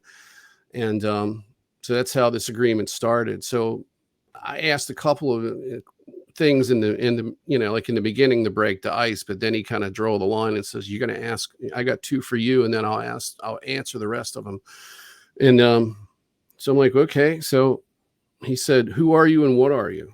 And I was thrown off by that, because it was just like, well, prior to him saying that, he, in my mind, I felt, but I couldn't see it. It felt like he pulled out a file. And this is in the beginning of the conversation after he introduced himself. And I said, what are you, by the way? What's your rank? And he said, I'm a corporal, and I'm stationed at White Sands, the White Sands underground military base. That's right. And Mhm. so he identified. Now I've had 3 hits now. I had the female reptilian identified herself as being from White Sands. The smooth negotiator identified himself as being from White Sands, New Mexico, under that at that underground installation. And now we've got a super soldier who's now saying the same thing to me the following day, and he's saying the exact same thing. So so he's identified himself as a corporal. He lives near the base because I asked him that. And the reason I know that, and this is interesting, I did a podcast on Rob's channel where I showed pictures, satellite pictures, and street level pictures of a city that's near this base. And it's on the other side of the mountains. So you have a mountain range, you have the visitor center, and you have the White Sands Missile Test Range, which is a huge area for for testing munitions. There's a missile museum and all that, and a visitor center. And then there's a mountain range to the west of it. And then on the west side of that mountain range is a city. And this is where all the people who work at the base live. So he's, he identifies himself as who he is without giving me his name. And at some point in the conversation, I saw a house. It was like really bright and clear.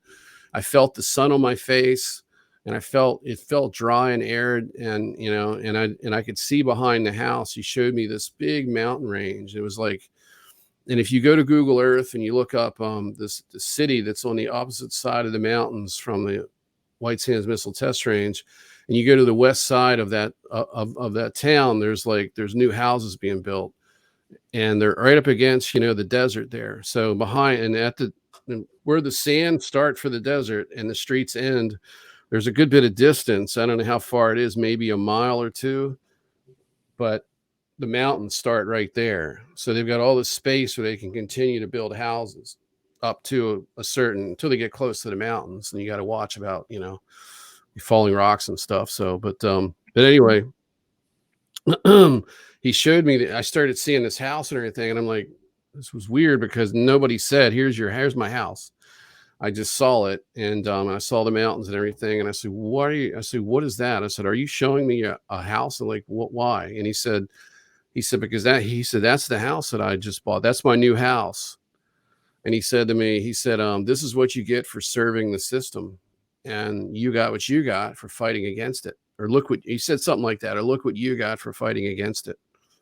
So he was comparing himself to me, stating that, I was in the same position as him, and I threw it all away. And I could have had this nice house. I could have been living a better life if I would have just sold out to the system, to the agenda that he felt no reason to care about and was just like happy to be part of it. And I asked him, he said that to me. So he was taking like stabs at me while we were talking. And, so he shows that, and he made clear this wasn't a friendly conversation. He made it obvious. He made it quite clear to me that he didn't like me at all, and I was the enemy, and this is his job. Now, he said some other things too that were a bit unnerving too. He says, well, finally, he told me after we talked about all that shit, and he started to get into what was going on with me. He told me that I had 14 days to live and that they were going to terminate me. Okay, so I'm like, this is like a movie almost. I mean, because like prior to that, the day before, I get taunted by the devil. It was like that scene in a movie or a cartoon where like the main character gets taunted by the devil. It's like the devil shows up with like dressed to the nines, like suit. He's all decked out and looking all good and everything, looking perfect. And he's going to offer you something, like, hey, you can be rich and happy and all this stuff. All I need is your soul. Just give me your soul and you're going to have the greatest life ever. After that, it's all, the agenda's mine after that. But this right here is what you're going to get. And apparently for some people, that's good enough. But, I wasn't going for it. And so now they're showing me what I could have had, or at least what I was going to get. Most of my life was already gone. I'd had almost 50 years of misery thanks to them. So they were going to give me another 20 to when I got to 70. And then they were going to recycle me back into the program. So they would replace me as a societal placeholder and put a new one out. And I would go back into the programs and business as usual, being a killing machine and whatever else they're using me for. Because one of the things that he told me is he didn't, what was interesting is that he acted as if he suspected that I knew more than I actually did.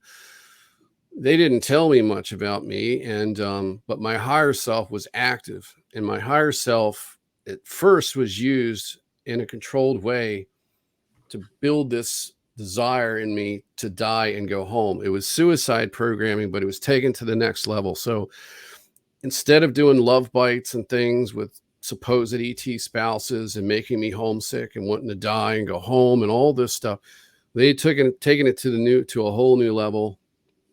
And so they were trying to get me to just go voluntarily.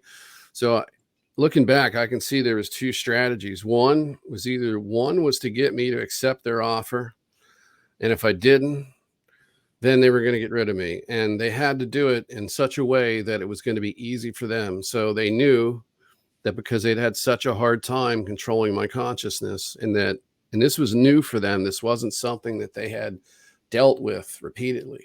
This was something new for them. So they had this research study. They had all these people at White Sands.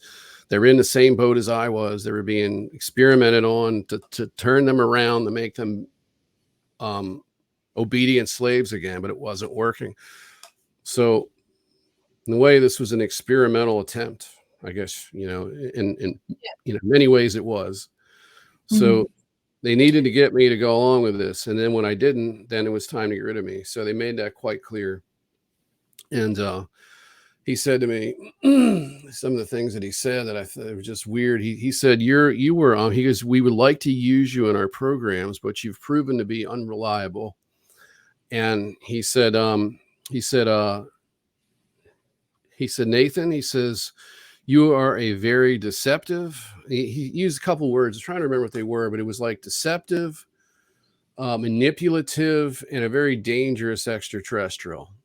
And no one in my entire life had ever addressed me as an extraterrestrial. And here I got something that, I can't see him, but I can sense him. And all this shit has happened for 49 years. And here we are. And now I'm being acknowledged. Now they're acknowledging this to me. They're telling me that I've been hijacked and taken into military custody with a remnant of myself left in society that they're using as like a petri dish. I'm an experiment. I'm a program. I'm involved in a vast conspiracy in which I had no idea I was part of. There's an extraterrestrial infiltration of the planet. They've taken over governments. They've taken over militaries. They've got all these clandestine programs, and they've hijacked potentially millions of people and put them into these through ET abductions. And it's all military related. And here I am, and I'm being told that I'm a threat to national security. I'm being told that I don't deserve to live, because what he said to me, he goes, unfortunately, Nathan, this is how he said it. Unfortunately, you don't deserve to live. And because he said, because you're manipulative, highly dangerous, and deceptive extraterrestrial. And he says this to me. And what was odd about it is because when he talked about having my file, he says, I got your file right here. And this is how this conversation started. He goes, he told me who he was, and he goes, I've got your file right here. And he said my Haujean name, my female one, the one that I'm primarily use in my normal existence. And there's a male one too. And so he said my name, and it was like he pulled out a file, and the first thing that's there is my Haujean name. And then he started going over it. And I know he probably didn't have a clipboard or a folder in his hand, because he's able to connect with the computer at a mind level. So he's got a brain interface, very, very advanced, far more advanced than what we're aware of that people have in here, and what they're working on with Neuralink and all this other stuff. This was alien tech that was inside this person. He was an augmented human, possibly an angelic, have an angelic soul, but he was totally under their control. So regardless of what he is or what he was, it doesn't matter now. He's their asset. He believes what they want him to believe, and he's completely powerless to do anything else but what they want him to do. He has no sense of self. He has no connection with the human race. He even said to me, depopulation is for the greater good, because I brought that up too. I said, you know who you're serving, and I spelled it out. I even said, what are they going to do when they replace everybody and get rid of humanity? Are they going to put a reptilian humanoid on this planet? I said, is that what you want to be, as a reptilian? He says, that wouldn't be so bad. He said it like, like he was in the club and none of it mattered. He lost all humanity. There was nothing in him that identified with anyone outside that base that meant anything to him at all. And he was just a machine to them, really. But he was being a total asshole to me. So, but he was answering some questions. So I try to get more information out of him to satisfy my own curiosity, because here I am, he told me, he says, you got 14 days to live. And I was like, why is it 14 days? Because it's like, it's out of a movie. I was making that point earlier, that I'm talking to somebody that acts like, the character of, the devil, who comes to offer you something in return for your soul. Right. And technically it really was that offer. It was like, it really was what it was. So it's like, because I always wondered, like, when does this happen? Like, when do they threaten you? And do they offer you something? Because I look at people in Hollywood, it's like, why would you become what you became? What do they offer you? And they all seem to work together. They're all in sync, like politicians, like this whole machine that controls everything. It's like there's a network of some kind of mind control that binds everybody to an agenda. It's like, it's like at the end of a movie and everyone declares, well, we're all Satanists. Well, that makes sense, because you're all working together. And I couldn't see the connection, but now you've admitted to it. It's a grand conspiracy type thing. So anyway, he's telling me all this stuff. I'm asking him questions, and he tells me you got 14 days to live. And I'm like, well, why is that? And he says, because we have a treaty with your race, is how he put it. And the agreement is we've got to give them 14 days when we decide to terminate a prisoner. They consider us prisoners. The stars, the people, the angelics that are here that they've got in these programs are considered prisoners, or basically prison assets. And, so especially if you've fallen out of favor with them, then I'm definitely just not an asset anymore. I'm a prisoner that they're attempting to rehabilitate, to put back into the program, to be, as they put it, as he described me, he says, you were an empty shell of armor, a killing machine, like had nothing. Basically what he meant is that there was, in the heat of battle, there was nothing inside me, because they could read all and monitor everything you're feeling, you're thinking. There was nothing in me that showed fear or concern for myself or remorse for anything. It was just go out and destroy whatever the target is, and work like a machine and finish the mission and return and do it again. And that was the goal. I mean, that's what they got out of me for a period of time. What I remembered going back, and this is later as all this started to come out, this is after my higher self was like free of the bondage. Because at this point, my higher self was still in bondage. Actually, no, I'm wrong. No, wait a minute, I'm trying to think here, my chronological. Okay. What had brought that reptilian negotiator in is that I had burned some cords off. My higher self had come out, had basically broke free of the mind control, and had connected with me and said, you need to burn silver cords off that they're using to control you. And that's how you get out of this. And I'll help you do this. Okay. That really got them, like, because that was the big thing. The negotiator wanted me to stop doing that. I burnt a few off. This AI transdimensional computer had reattached them. And I had demonstrated that I could break free from the program. And what I found out was, by talking to the super soldier, is that they had other breaches. Because when I got into the subject, he says, you got 2 weeks to live, 14 days. This is the reason. And I said, has anybody else broken out of here and got out of this? And he says, yeah, we've had some escape, but I don't, he goes, but I don't think that you're going to do that. You're not going to be one of them, is what he said. He says, we're going to kill you, and send you back where you came from. And multiple times, and especially I got that from the reptilian negotiator, as well as other reptilian ETs throughout this process, including him. They all said the same thing: stop meddling in our affairs. I had no idea to the extent that I had meddled in their affairs at that point in time. I had no idea, just what I'd done in the past, not just in this life, more so in many others, for a very long time, what I had done for them to have this long-standing relationship with me as their enemy, their opposition. And here they are saying shit to me, acting as if I knew everything, because they, at this point, they couldn't tell what I could remember, what I couldn't, because they can no longer get in there and pick it apart and see what it is. So that part they had lost control over. Now I'm burning the cords off, which is the last part of the bondage. After that, I'm no longer controllable. There's no bringing me back. So they had to get rid of me beforehand. Now, the way they would kill me is using the cords, because I had a cord coming out of my chest that controlled my heart that they were using to make me sick.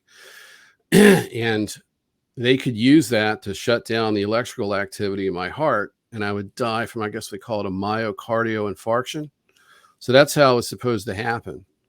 And then they were supposed to use technology to entrap my consciousness, my soul, and then eject me from the system and send me back where I came from. So it was quite clearly laid out to me that I had been a problem for them for a very long time, and that they were sick and tired of it.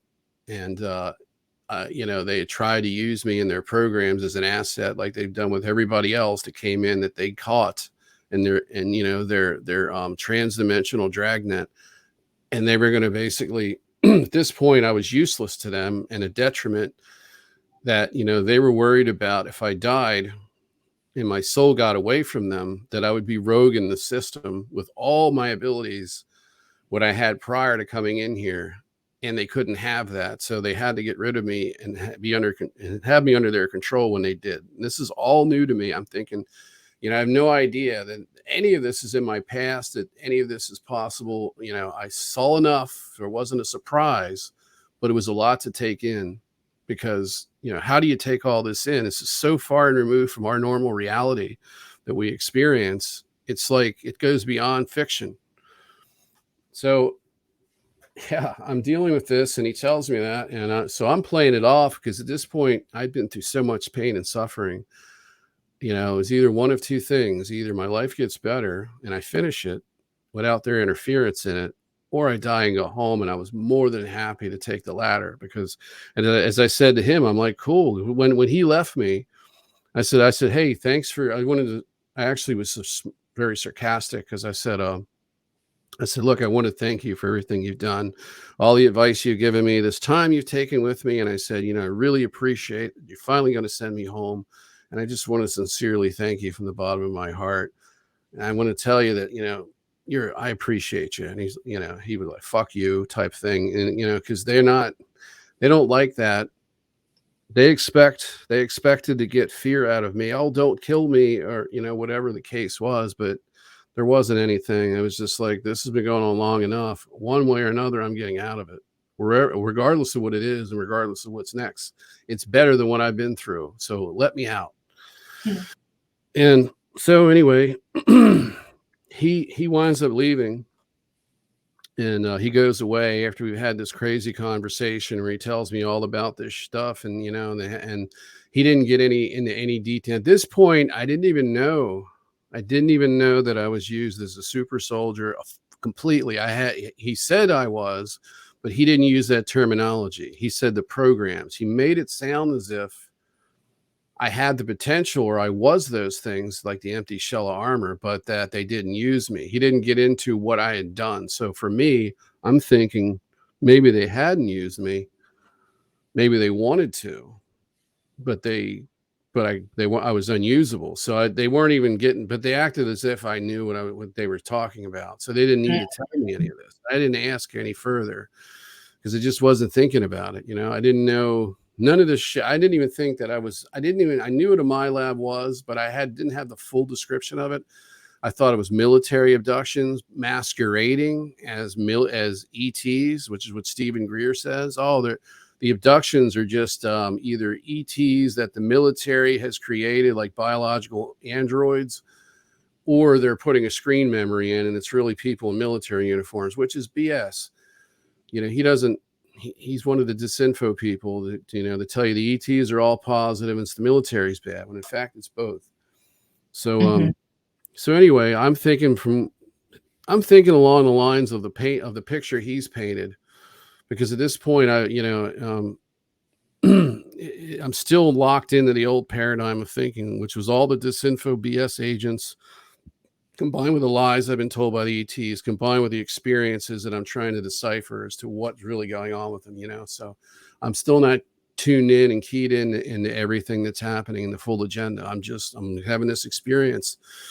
So he leaves, and then my higher self is like, burn the damn cords, burn the cords. And it was like, now it went from like, just like this voice inside me that's just like a direct order. And it was constantly burn the damn cords. I'm like, well, I got like 2 weeks, is what I'm saying to myself. I mean, like, the procrastinator. It's like, procrastinate now, don't put it off, would be my motto in life, from being not feeling good and just, you know, putting things off when you don't feel good is what happens. And then you become a procrastinator against your own will, because it just kind of came like it was a survival mechanism. So, I wasn't feeling that immediate sense that I needed to do something, because at the same time, I've been through so much of this crap before. It's like, is any of this real? Right. Yeah. So it's like, this could all just be a deception, and I could just be playing along with it, thinking it's real. And this could be just BS and more BS. So are they going to kill me? And it didn't even matter at this point if they were going to kill me, because I figured, okay, I'm going home. So wherever home is, whatever it is, whatever, I know it's not exactly what the way they've described it, but I do have an idea of what it is. And I at this point, I had a memory. They allowed me to remember what it was like to be there. And so I knew where I was going. I knew the house that I lived in and the family and everything and all of it. And it was just like, this is much better. I'd rather go home. I can't continue to live like this. That's how bad it is. And people have really been targeted. Will all tell you the same thing. If they died and there was a way out of this, they'd take it. Most, I think, would say that when it got that bad, because I don't know anybody. It's, well, I'm just going to stick this out. It's like, if there's no way out of this and you have no purpose other than to suffer, why would you want to be here and do this? If there was a legitimate out, but you'd have to really know there was. I don't Yeah. think too many people would say, oh, I'll stay here, even the ones that have children and stuff, because it gets bad enough to where, Mhm. you can't even be a parent. You can't be anything to anyone. All it is pain and disappointment. And you feel terrible, but you can't be that person because they've done this to you. Mhm. And now I'm being told that it's the military, and it was to preserve the continuity of government and for national security purposes, that I was targeted as a child from birth, and that put in through and abducted at 6 years of age and put through all this shit. It's like, man, I don't want to be here. Mhm. This is a prison. And now I'm starting to see the prison walls. They're invisible, but I'm starting to see where they are and what they are. And it's like, so it wasn't a problem to die and go away. It was just, I didn't have any, it was just, it's like being trapped it's like you're mixed in an avalanche and you're going down the mountainside and you just want it to stop. You don't care you're going to die at the bottom of the hill. You just want the tumbling and the suffering to stop. So, Mhm. so anyway, my higher Yeah. self was adamant, burn the cord. So I'm like, okay, I better not procrastinate with this, because there's a lot of bad shit. And what if this is true? What if they're going to kill me? And I felt a sense of duty that I had to do this, that I couldn't just sit there and let it happen, because I started to get proof that there was a greater purpose for my life than just to be a victim of whatever the hell they were. And that there was a reason for this, and that I was part of something bigger than myself that I had been involved in and was 100% dedicated to, to the cause. And all of this was coming in at an emotional memory level. And I didn't have the cognitive memory associated with it. I didn't know exactly what it was, but I had the emotional memory of it. And it was a duty that I could feel and sense across my entire life from childhood. And I remember having this memory. I was brushing my teeth, and I was probably 6 or 7. I wasn't that old. I was in single digits as far as age was. And I'm brushing my teeth, and I'm thinking, I'm thinking about the book of Revelations and how people talk about it's the end of the world, and there's this battle of good and evil. And this inner voice said to me, "You're supposed to be fighting that. You're supposed to be part of that fight. In the future, you're going to be part of that." And I thought to myself, okay, but all my life I looked at it like, yeah, I was a kid. This is what I was conditioned to believe. None of that really makes sense now, because I went through the atheist, agnostic phase of my life. So, but I still had this spiritual, psychic stuff. So I was always considering myself to be not an atheist, but a spiritual atheist, meaning recognize there's life after death, there's a soul, there's the psychic side of existence. But religion doesn't fit into that with me, because none of it, all my experiences contradict the religious belief system that I've been indoctrinated in, and all the others that I've looked at and explored. Therefore, I can't subscribe to that. But I'm a spiritual atheism. And all that means is atheism, means no theism, but completely spiritual, because I've got real experiences. It's not based on faith. So it isn't just a programmed, belief system to satisfy a need that we all have that's been taken because we've been cut off because of the simulation. Yeah. So anyway, I'm in this mess. And so anyway, I start burning the cords off. I'm not, at this point, I'm like, okay, we're going to do this. I'm going to get it over with. So ironically, there wasn't any attacks at this point, and I didn't get any direct interference, which was odd. But what I was going against was interfering with me. So I start burning these cords off. Now my higher self is giving me instructions. And so I was told to do something. I was told to, now going back in this experience a few days and leading up to it by weeks, my friend who came into my life to save me, she kept saying to me, the answer to this is God. And she kept saying it. I'm thinking to myself, yeah, that's the Christianity. That's just, that's the Christian programming. I was lied to, and I was told going into this and leaning over the course of my life for the last 15 years that God didn't exist, that there was a consciousness that fractured itself and became everyone. But there is no referee. There's no arbiter out there in the spiritual consciousness. Like there's no personality left from the original mind that fractured into all of us. It's just us. And that was the lie they were feeding me, because that's how these negative ETs exist in their reality that they've built for themselves. Their collective reality is one devoid of the connection with God. So therefore they can do anything they want. They have no moral compass. They can do anything they want. And when I say moral compass, I don't mean that it's based in religious belief, like thou shalt not kill, and it's just written on a book or a tablet or something, or a scroll, and that's all they have. No, there's an actual creator and an energy and a consciousness that if you're connected to, it grounds you in such a way that it really is your higher self. All of us, essentially, the real higher self is God. Essentially, if you're connected, that's what it would be. And from the angelic point of view, it's taken to the level that there's a part of you that does not have free will, because that part of you is God. And that gives you the ability to stop these nasty negative opposition that's equally as talented, but doesn't have that connection with the creator. So therefore they're not acting on behalf of God's will, they're on opposition to it. So they don't have the level of ability to stop God's will, but they constantly work against it. And when they're doing that, they're creating suffering and harm. And, so there's the difference. And so anyway,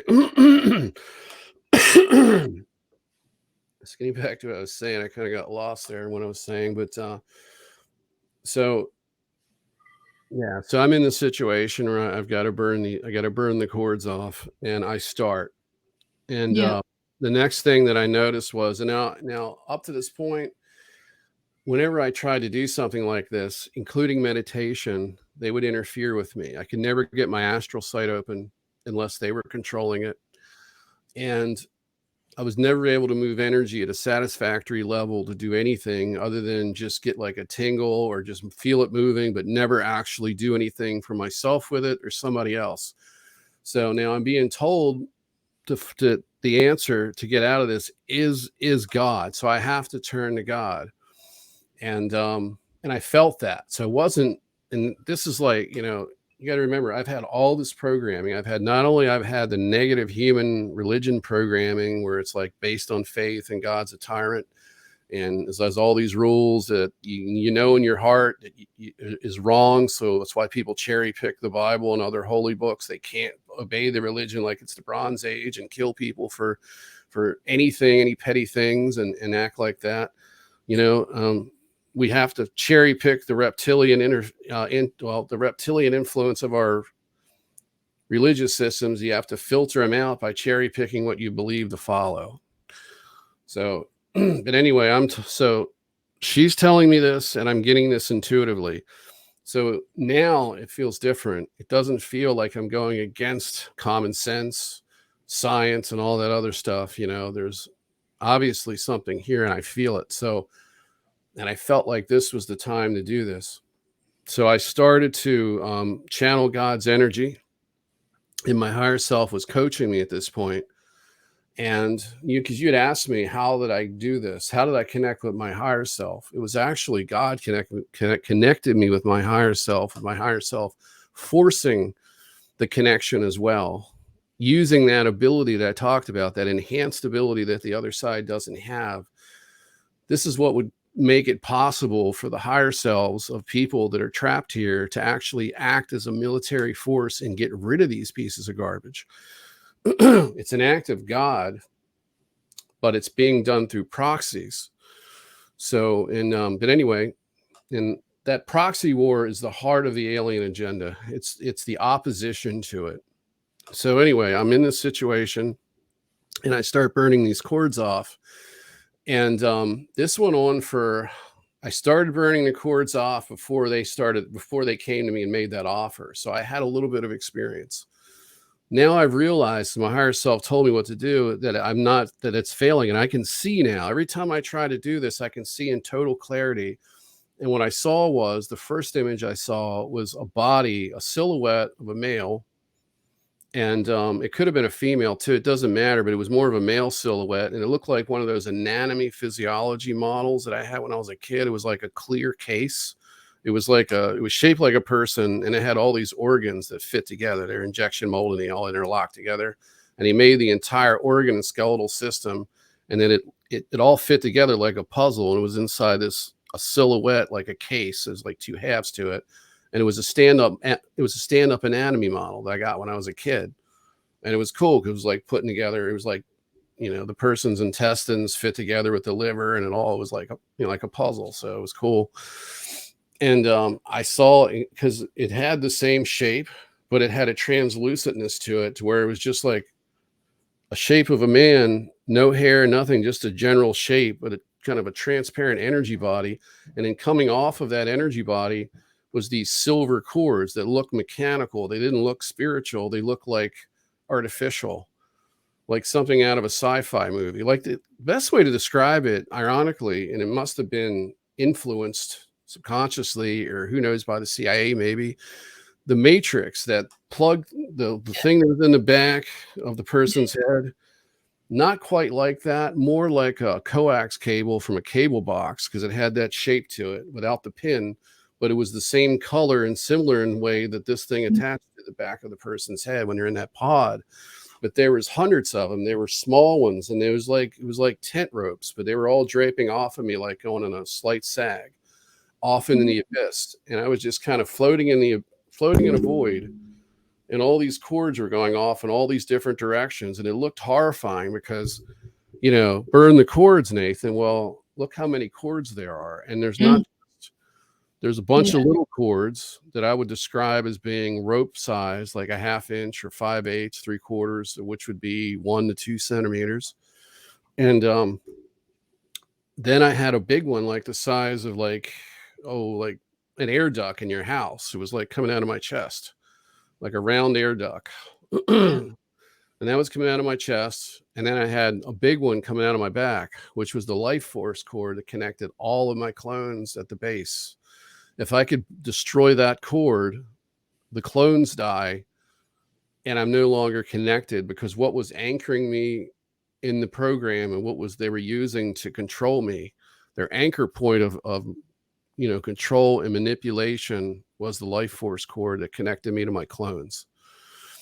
And my higher self was coaching me. So I'd already had this conversation. I'm like, well, when I burn the cords off, they reattach. And literally, I I would I would focus a white light energy into them, and I was told to get them to glow like a filament in an incandescent bulb, and then they would burn off and disintegrate.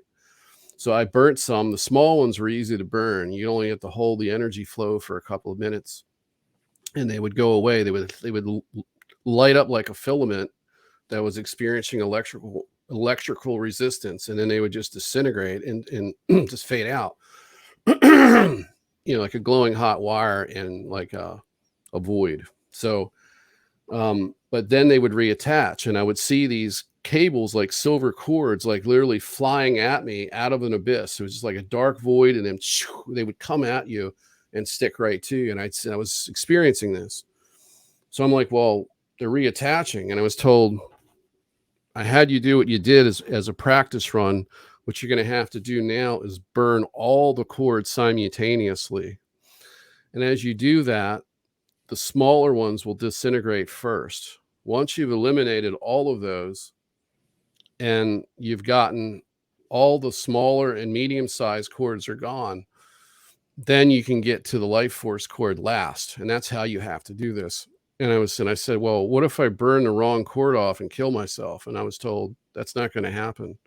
Your intent is in sync with God's intent. So there's no guesswork here. So it's like remote viewing. It's like when somebody assigns a target, you don't need to know what the target is. It works better to work blind because there's no psychic what do they call it? Preloading of the concept or the information. So your imagination doesn't contaminate the data. So, but it's automatic like that. It's like if you were to create a weapon on the astral and you wanted to make a sword, and then you willed a sword in your hand and you looked, and it's like, it's very ornate. It's got symbols on it. And you're like, well, where do they come from? Well, God put them there. Essentially, it's all intelligent energy. It's all consciousness. You don't have to design that sword unless you want to, but it'll appear and it'll look just fine. So you can use it. It doesn't matter. So there was no mistake to be made with this cord burning. So like, okay, so I eventually got all the smaller cords to burn, and then I got down to the one in my chest, and I started working on that. Eventually, I got that to separate, and that took a lot longer.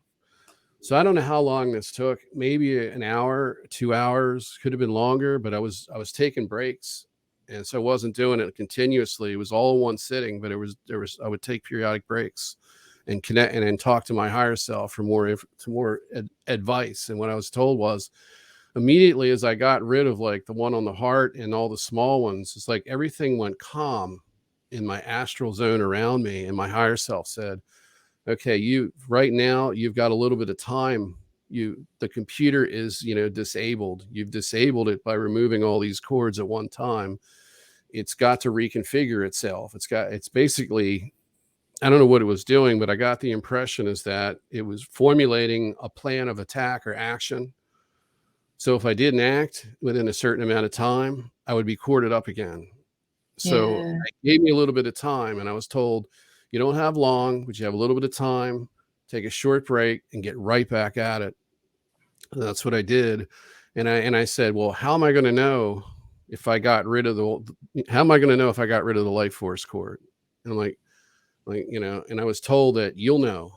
There'll be you'll feel it. And I said, okay. So I went to work on the one that was coming out of my back between my shoulder blades, and it took a while. This was extremely difficult to destroy.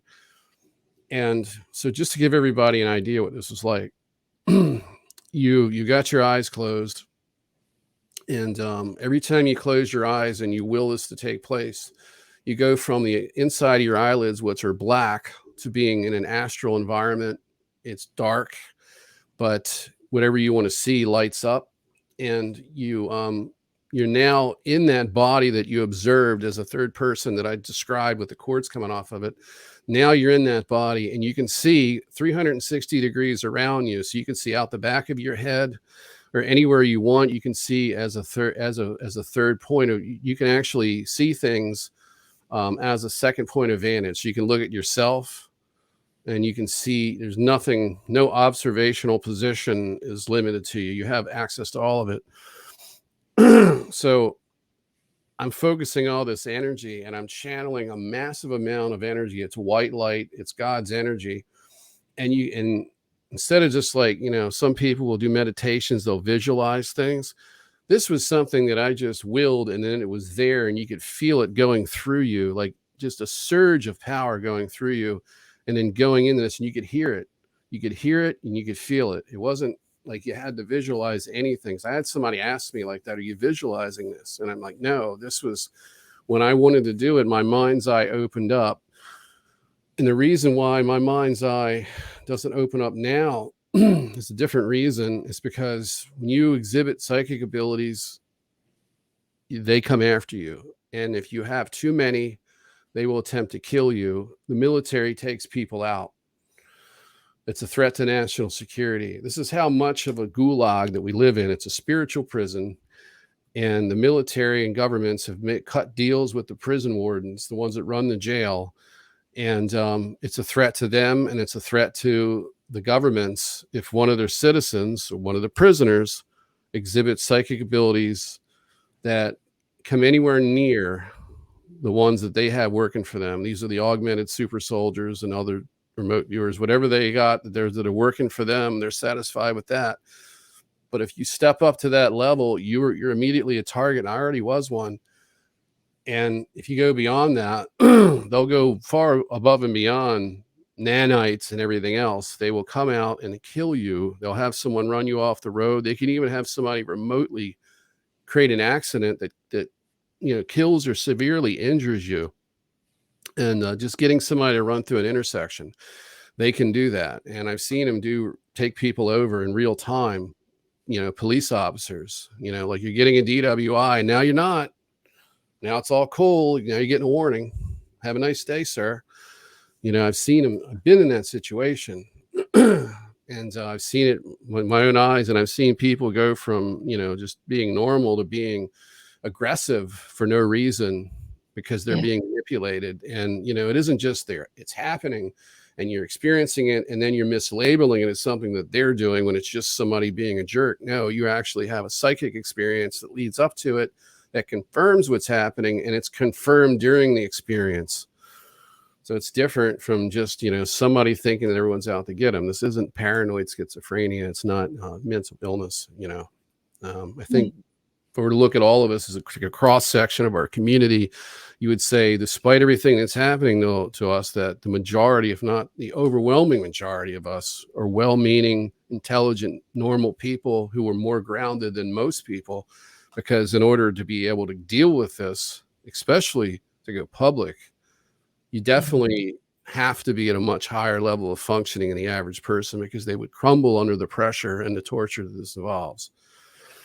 So anyway, back to the situation. I managed to burn off that cord coming out of the center of my back. And this is where it gets good, because I'm looking out through the back of my head and it's a void, and I'm not seeing my body because I'm looking out like, if you just had eyes in the back of your head and you're standing in darkness, just imagine, but you can see things. And I saw a massive shower of sparks and a discharge of energy. And it sounded like, best way to describe it is like a fountain on 4th of July. When you get up close to it, it's like, you can hear the sparks exiting a tube under, some pressure. That's what it sounded like. It was like a shower of sparks and electrical, cracking. like a crackling sound, like a Tesla coil thing with the shower of sparks sound, like a rush. Yeah. And I saw like this cat. It was like a big shower of sparks, and then I saw this thing that looked like about an 8-inch diameter or larger, slightly bigger coax cable from a cable box. It was shaped like that. The end was flared out, didn't have the pin or anything, but it just popped off of my out of my back, and then it disintegrated. Now, what all the other ones were doing is they were glowing white hot, and then they would fade out. This one was white hot, but it detached with a big energy, release before it faded out. So that was the difference. The other ones they acted different from, the life force cord. Immediately, as soon as that happened, I opened my eyes up and I knew that it was done because I felt this surge, and I felt the surge come from like around my waistline and flow upward through my body. So it was like a big surge of energy when it happened. My higher self was right. There was no question. I saw it, I felt it, I heard it. Immediately, as soon as I did that, this voice, it was from what I remember, it was a woman's voice, and it was on a loudspeaker, and it sounded like that authoritarian life engineer who identified herself as a SEEB. A SEEB. It was AS, I think it was ASEB is how you pronounce or how you spell it, or could have been an E at the end. ASEBE. Mm-hmm. SEEB was one of my life engineers that was in the lab with me when I had that memory, and she was the one that looked at me, but I couldn't see her face because it had a black box there. But she looked directly at me and said, because I was complaining about that I was going to be given a speech impairment. I'm like, I'm supposed to be a teacher. How am I going to make a living? Because I'm still thinking that I'm supposed to do this psychic teacher thing for Project Ibis, right? And she looked at me sternly and very an authoritarian voice, telepathically. She didn't speak; she was telepathic. She said, "You've got to take you've got to take a handicap." And I looked at the floor, and I remember looking at the floor, feeling like depressed. And I'm thinking, just like, it's a no-win situation. And I said, I guess I'll figure out how to make a living when I get there. So anyway, that was the situation with that. So it's immediately this woman says, "Nathan, you've done something really bad." And she said it, and it sounded funny because it was like she was trying to make it sound as bad as it possibly could, but her voice didn't have the growl in it or like just a really angry sound. It was an authoritarian sound, like somebody just was like, "Here's it, like, Rose, you've done something really bad." It's just like that, like in a speaker kind of thing, or like a microphone. Somebody said it. And I just started laughing because at this point it was like, after all this and after all this pain and suffering and all the horrible shit that I've been through and all the threats and everything that they showed me that they could do, this was, as soon as I broke free, this was their response. It was like a joke. It was like a fart in the wind at this point. It was like fighting the heavyweight champion in a boxing match, and then right before you knock them out, they just tap you. And that's like their knockout punch. They've swung way back, and it's like tap, and you're like, this is ridiculous. And I started laughing, and that's when shit hit the fan, because it wasn't just, it wasn't like days later. It was right away. I started getting hit. The super soldier guy that I told you about came back in and started running his mouth and making threats. And there was other people involved too, and I could see them in a room. The female went away, but I could see this guy he was sitting at a desk, and there was a computer terminal there, and there were people standing up behind him. And it was fuzzy. It was like hard to make out, but I could see the silhouettes, and I knew that's who I was talking to because I could see it in my mind and I could hear them. And he started running his mouth, making threats. And so I'm giving it back to him at this point. Like, yeah, what are you going to do about it? Like I just burnt the cords off. I just did what you didn't think I could do. And here we are. So, what are you going to do about it, more or less? I don't remember anything that was said to me a whole lot, other than a few things, what he said. But I remember him running his mouth to me. And I'm sitting right where I am now. And I started to feel sick. I mean, like, really, it's like all of a sudden I got hit, and I knew what it was. It was electromagnetic energy. And the only reason I know what that feels like is because those fluorescent spiral light bulbs that they used to sell, I did a joint energy meditation with somebody in California when I was in that cult that I talked about earlier, or the last one, the last interview. And Yeah. there was a point in our meditation work that things actually started to work, and members of the group started having astral sex with each other, or astral sex with these beings. And Yeah. we started, and I was doing joint energy meditations with the person that I had described. I think I talked about him as being like he was in a twinning program within the super soldier program, is also a past life spouse. And I mean, Yeah. not past life as in past lives. Like one of them, this was like my normal existence from that. So that's why they did the twinning with us. So, so anyway, and it's also why they did the, the love bite crap when I was in that cult for that period of time, which was 5 years of post-traumatic stress disorder, which was the end result of that, and an attempted suicide on his behalf. So I went through that. But anyway, so trying to get back to my original train of thought here.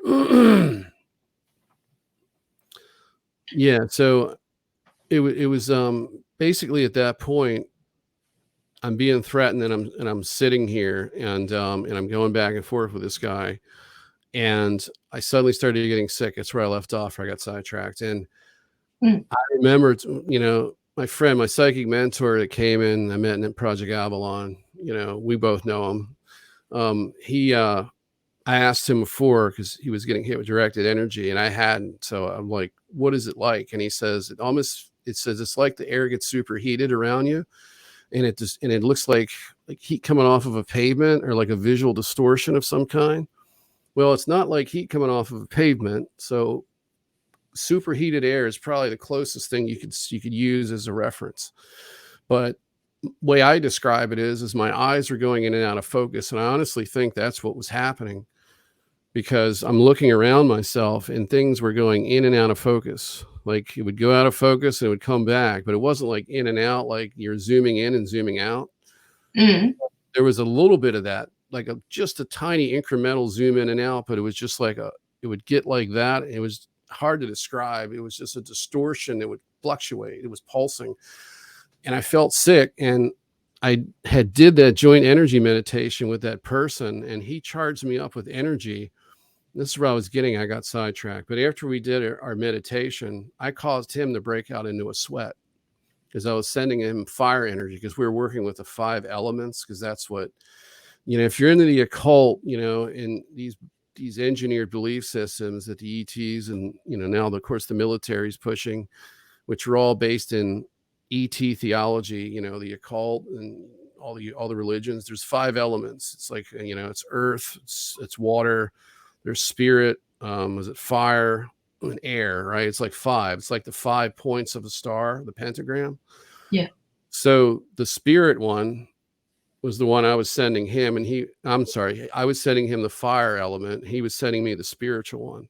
So that felt like cool waves going over my body. Him, it was like this intense, charged, almost hot, but not hot, but fire energy. You can imagine it has like a more of a fiercer, more energizing kind of energy. So, Mm.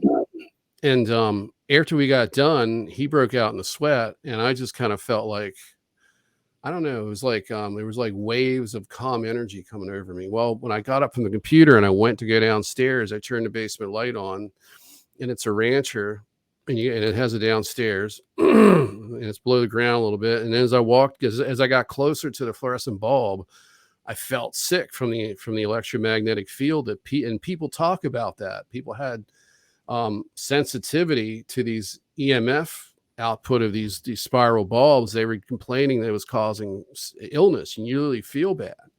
Well, I felt sick, and in order to get past the bulb, I had to get on my rear end and scoot on my butt down the steps so that I wasn't standing upright, so my head wasn't close. The closer my head was to the fluorescent bulb, the worse I felt.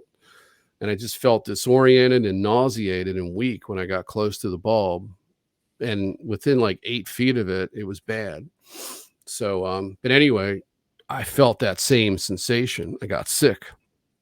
And I said to him, I'm like, what is that? Is that you? And he says to me, he goes, "That's directed energy. How do you like it?" And being a smart ass and being defiant and going through everything that I'd been through and knowing that my friends were being hit with it, in a sense, it was a badge of honor. And I going back and my memory here, I was at a UPS store in a shopping center parking lot, and I just came out. I was either going into the UPS store or I was going into the sushi bar. I don't remember which one. But I remember having this voice to skull conversation with somebody that appeared to be somebody in the military, but I thought they were an extraterrestrial. And now looking back, the energy signature was a person. And I remember he threatened me. Well, he didn't threaten me directly. He said, if you keep doing what you're doing, they're going to hit you with directed energy. Like he was warning me of something. Right. And, because they were doing it to my friends, and they weren't doing it to me. And I had been warned leading up to this by these voices in my head that were ETs that were coming in, that they were allowing contact with under a controlled set of conditions. They were supposed to convince me that I needed to go home, but they were actually working against the Draco military group and giving me clues as to what was going on with me. And then the AI would censor them, and then somebody would make the decision to stop contact between them and me, and then they would replace that person with somebody else. Sometimes it was up to 5 a day that I was having these conversations, and it was like all day long. It was like one after another, and it was under the false pretense that I was part of a council, and that these were council members that were being removed, and that before they got removed because of insubordination against me. It was very bizarre, this scenario and I talked about this on Rob's channel. It probably sounded crazy that I was talking about councils and ETs and an Orion faction that were causing problems, and I was part of this council. None of that was true, but it was what I was being told to pacify my questions and to give me a false sense of what was going on, that would eventually lead me to just saying, all right, I'll go home, and because they were trying to get me to go along with things, or just to be terminated so they can expel me. So they were trying various ways of lying and creating elaborate scenarios for me to plug into, for me to believe, so they could deceive me under a controlled state of consciousness to either bring me back under their control and utilize me as an asset, or get me to voluntarily go without fighting, as they expelled me from their system after they terminated my physical body and took my consciousness using technology like a tractor beam would, like what they use, when you die with a tunnel of light, similar tech like that, and pull me out of here and get rid of me and send me back where I came from. Because as they said many times throughout this process, we're tired of you intervening in our affairs, and meddling is what they said. It was like that show Scooby-Doo. It was like, I'm tired of these kids meddling in my affairs. It was literally a scenario like that. And that's how it felt to me, because it was like a joke. It's like, I didn't have any fear of them. And I was tapping into my higher self that had no fear of them. Normally, I should be afraid. But at this point, there's no death. When I thought about death, I saw there was no mystery in it. There was no fear in it.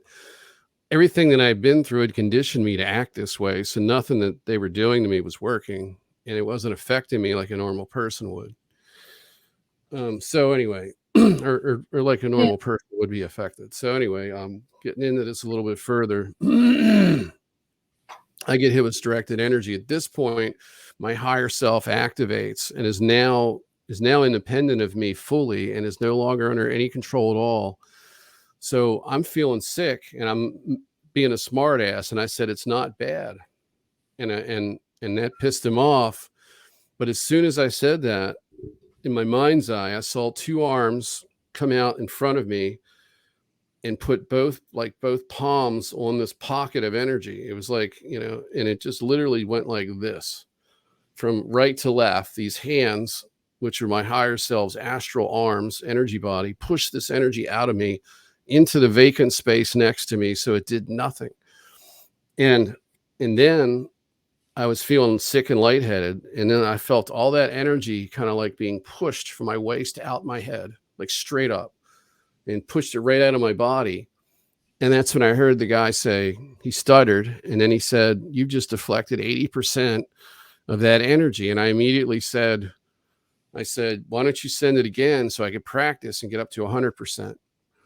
And I should have said, why don't you, if I could have done it over again, I've thought about this many times, because this was the highlight of my entire life. This was the time that I finally now have outed these people doing this to me, or for the lack of better term, people. I mean, you got other things in there that aren't quite like people, and they don't act like human beings. They don't act like somebody with a normal emotional span. They act like demented evil beings. So I don't want to give them the person term, but they're kind of like a person. So finally it's like, here I am, and I've finally got the upper hand, but I'm not in control of what's happening now. I'm observing it. I'm observing it happen, and I'm playing along with them as if I did it. But I did. It just wasn't this part of me did it. And I knew what part of me did. But I was playing my role up. I was playing like, yeah, I can do that at will, but actually my higher self controls this.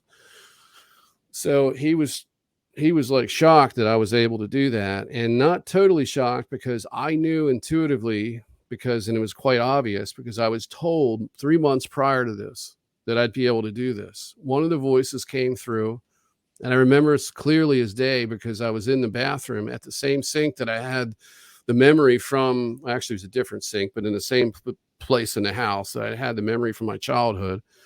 And so, and like I was told, which I didn't believe when I heard it, that eventually at some point they're going to begin hitting you with directed energy. And and the voice told me, it was a male, and he says, but you're going to be able to deflect it and take control over it, and it'll just be a nuisance at that point. I'm like, really? And I was also told in 3 months, and this is my higher self told me this, and another ET voice came through, said, in 3 months, your life's going to change dramatically. And I said, well, what if it doesn't? I said, prepare to go home. Immediately prepare to go home and get your affairs in order. And that's what the super soldier guy told me. He says, you got 14 days. And he like, he said, get your affairs in order, like a real, like a lot of bravado there. And like he had the upper hand. And he also said to me, he said that, what else did he say? I actually slipped my mind for a moment there, but anyway, it isn't that important. He said a lot of things to me that were relatively threatening and rude, but that was one of them. Oh, he said, when I asked about 14 days, I said, why 14? He says, well, in my opinion, we should kill you right now. And he says, but we have a treaty with your race. And he mentioned that. And then he said, but, and this is him just being, trying to put fear in me, which I was just like, for me, it was like smiling at him and having a fun conversation, like letting him talk and run his mouth, because I was perfectly comfortable no matter what. And he's talking all this shit, and I'm just listening and like, yeah, okay, cool. He says, we have a treaty with your race and all. I have to give him 14 days. And he says, and I think we should kill you right now. And then he said, and he says, in fact, I'm going to go to my superior officer and ask him if we can kill you now and not wait 14 days. And he says, but I doubt that request will be granted because of the treaty. So he was just being, he saw me as the enemy. He didn't have any remembrance, any connection to his previous self to know that I was the enemy, that he was working with the enemy, he was working for them, and that they controlled him in his mind and had him totally enslaved, because he would never do this and under any other circumstances, because he wasn't himself. Mm-hmm. So anyway, that happened. And this guy is shocked and surprised, but not totally surprised, because they knew that some of us would be able to do this. This is what they were looking for and what they were worried about, because there were some heavy hitters, apparently, that they were warned about, that were going to be discovered within those who they took, hijacked, and others that they hadn't gotten yet, and to be ready for it. Because they had a protocol, when the protocol was, don't do it again to him, because at one point I told him, I said, why don't you send it again so I can redirect it and damage the computer and damage the weapon system? Oh, no, you're not going to do that. They got defensive about that. So there wasn't any more. They didn't repeat that. The protocol was, if someone exhibited that ability that they were they were attacking, to automatically stop and don't do it again. So next thing that happened is that they kept running their mouth, they're going to kill me. And this was like, we're going to get you no matter what. We're going to send somebody out to get you, whatever. It was a whole bunch of things that they said. But they had already kind of said these things. This was like a reactionary period after I deflected the energy. Then immediately he started running his mouth, making a death threat again. After they kind of got it together, like, he just did this.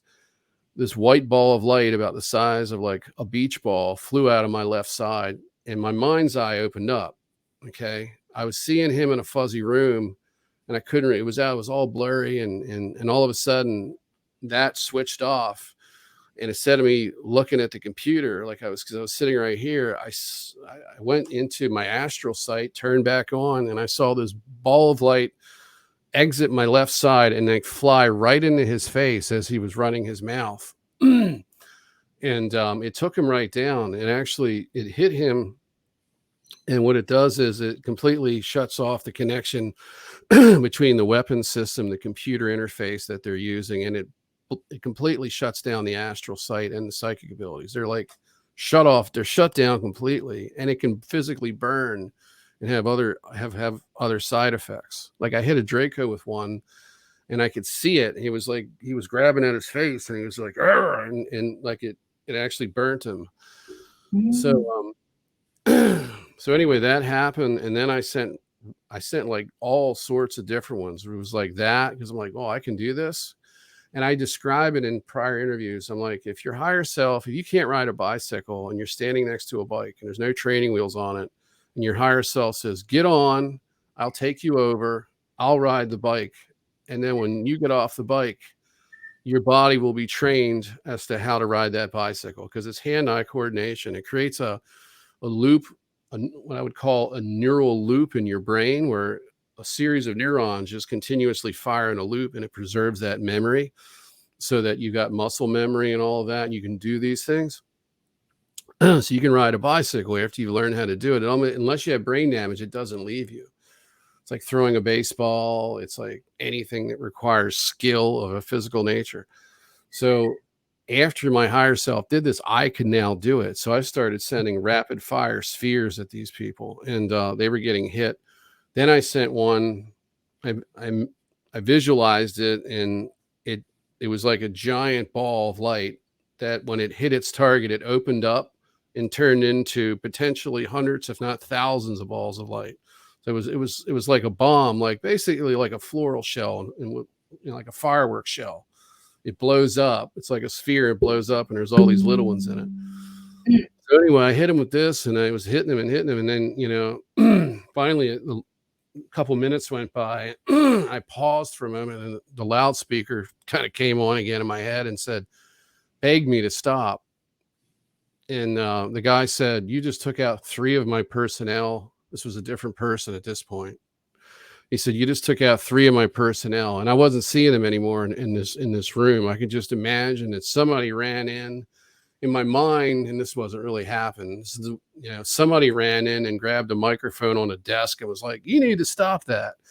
Basically. So he tells me that, we need to please stop. He says, we just need, you just give me a moment. He goes, I'll be back in 5 minutes.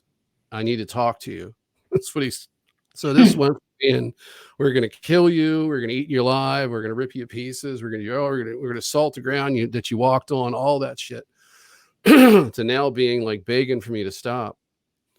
Mm-hmm. So I did, I went up and made a glass of iced tea and was in the kitchen when they came back. And all he said was, he goes, look, he says, let's just have a truce. He says, we'll leave you alone and you leave us alone. And I knew he wasn't serious. I'm like, yeah, sure. That sounds like a good deal. He says, I'm in. And that was my attitude. It was like, just like smart ass all the way, like humoring them, like not taking any of it seriously, because I'd been through so much that I didn't need to take this seriously. No matter how big and dramatic it was just like, this is the next step in what I got to go through. And I felt that, and it didn't faze me. So I was just dealing with it like another day at the office, even though this was all new. And but there wasn't anything going on inside me to make me act in any other way. It was just like, I'm cool about this. Let's just deal with it. And they weren't. So it was like I was I was like the complete opposite of how they were acting. So I said that to him, and then he came back as a smart ass, and he goes, "We were lying to you." And he says, "You don't have any intuition." Then he left. I'm like, and before he left, I tried to get the last word, and I said, I just wanted to see what you'd say, because that's all I was. I was testing him, see if, to see what he'd say after I accepted his bullshit offer, because I knew they weren't going to stop. I mean, you'd Yeah. have to be stupid to think that they would just, okay, you beat it, we'll leave you alone. We're just everything's cool. Just don't call us, and we won't call you, kind of thing. Bullshit. So after that, it's just been that's where the communication mostly stopped. But after that, I started getting like these little threats, and they were, like they would talk to me periodically. Often it would be now this is besides for the attacks, but I would, for a while there, I was getting like these beings or AI, probably AI beings. Some of them I know are AI. Some of them I could, wasn't quite sure, but because they had somewhat of an energy signature to it, but I wasn't at the level that I could really decipher what I was feeling. So not going to make an assumption, but they would come to me and ask me, "What are you going to do when you die?" And one of them said that to me, and I said, "Well, I'm going to go to the White Sands base, and I'm going to walk around and give people hugs and shake their hands and thank them for all the good hospitality that I've had since coming to this planet. I just wanted to thank all of you for being so nice to me and for giving me a life worth living, and taking good care of me while I was in your programs." And I said, "That's all I'm going to do." And he's like, "Liar, you're lying to me." And I said, "Okay, well, I want to come there, and I want it with others like myself, and I'm going to kill as many of you as possible. And if I don't leave with at least 30,000 deaths under my belt, I'm going to be deeply disappointed." I said, "Do you want me to hurt you right now or save you for later?" And he left. But I've had threats like that, and where they come and they make threats, or they ask you stupid questions like that, like, "What are you going to do?" Because they were really worried about what I was going to do. Like, "What are you going to do? What are your plans?" But Mm. then, but also too, it was like death by 1,000 cuts. It's constant attacks. So it was physical for a long time. For months, they kept attacking my ankle, and now I could remove the attachments. But if you got a computer doing it, it's like, how many times a day can you psychically remove an attachment? Dozens and dozens. Eventually, each time it goes on, there's a residual damage and pain that the end result is similar to if you would have left it on. So there's been like a variety of things like that: physical attacks, a lot of psychological stuff. They wait till you get sick, and then they really hammer you because you're weaker and easy to get in. Now it's gotten much worse. So things have gotten more elaborate, and it's just like each time you kind of beat them with something, like you match them, and you get a grip on it, they come back and they hit you again in a different way. And so it isn't just me. I mean, you've met like nearly everybody, nearly everybody except for some outliers that are in this group that I'm in. There's some Yeah. outliers that I haven't even met yet, but we're all in this group, and now you're basically part of it too. You kind of walked in and was like, "Oh, Rose, you're supposed to be here. Here's your seat. Go sit down. We'll call you when we need you," or just, you like getting up, come tell us. It's like you were supposed to be here, and that's what it felt like. So you just kind of blended right in. There wasn't really anything. It wasn't even a feeling out period. But everybody in this group is constantly being attacked, and it's gotten worse because after we got together, the attacks then enhanced to some degree, and are basically aimed at what we're doing. They don't want us talking. They don't want us doing anything together. They want us isolated and just suffering and falling apart until they can finish us off. So, I mean, it's been one thing after another. And what I do now is like, I've gotten a grip on a lot of the attacks, like the stuttering and stuff I used to have. It's rare that they get me like that. Last time I had any issues like that, I think they got me like one or two times. I did an interview with Courtney Brown of the Farsight Institute, the first one I did with him, and I started getting some interference there, but it wasn't that bad like before. And then one other time, I think I did a radio interview, and it seemed like I was completely off and not quite myself. But for the most part, they haven't really been able to gain too much traction. But recently, when about the middle of December came, it seemed like they had come up with some new ways to get us all, because I knew that there's an event coming. There's something coming that's gonna resolve their existence on this planet. And I talked about it. We've already talked about it.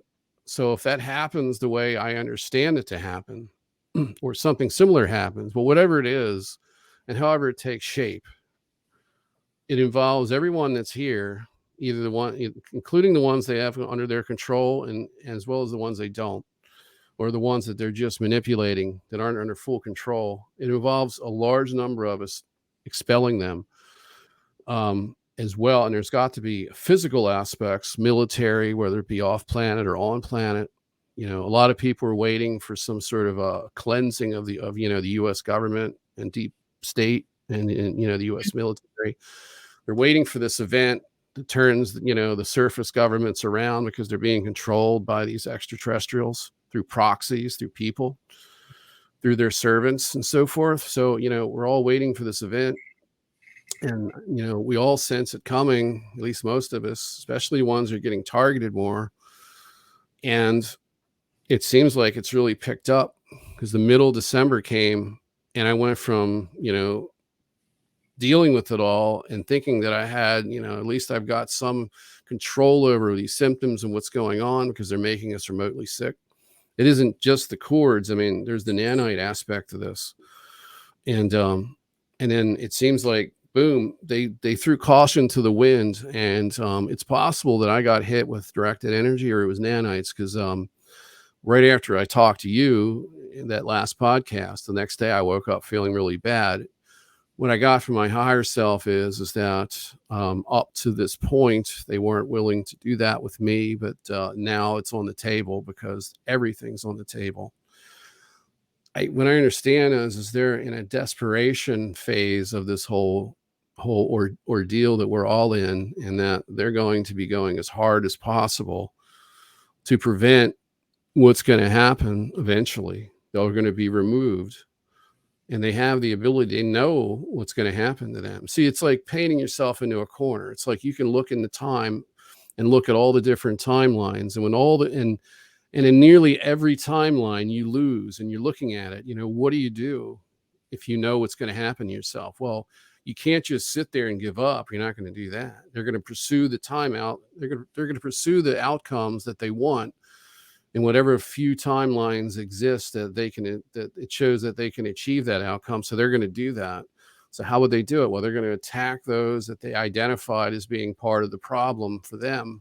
And that's all of us. So, I don't know if it's happened to everybody. I know there's people are attacked at different rates individually, or if they're in a group, or they just might have like large groups of people that they've identified that aren't part of a group with one another, but they're just a demographic within those who they're looking at as a threat, and they're going to hit them. But they have definitely stepped up the attacks. And something happened to me that night that we did the podcast, because I woke up feeling sick the next day, and everything that I had taken, all the supplements and things that I've been using, it's like it just stopped working.